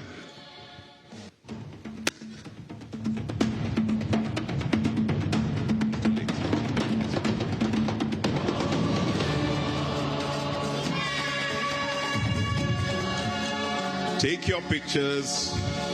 Get everybody to smile. It's a happy day. Delta is moving forward. And are you okay? You're fine? Okay. So now we take the national anthem with you remaining, and after that we'll go on to inspect the exhibition booths. The national anthem. Nigeria, we hail thee, our own dear native land. Though tribe and tongue may differ, in brotherhood we stand. Nigerians all and proud to serve our sovereign motherland. Thank you very much. Please note, yes, whilst all of those with VIP tags would have lunch served in the canopy outside here, the rest of us should sit down and be ready to receive your food packs. Please, let's keep this in good order.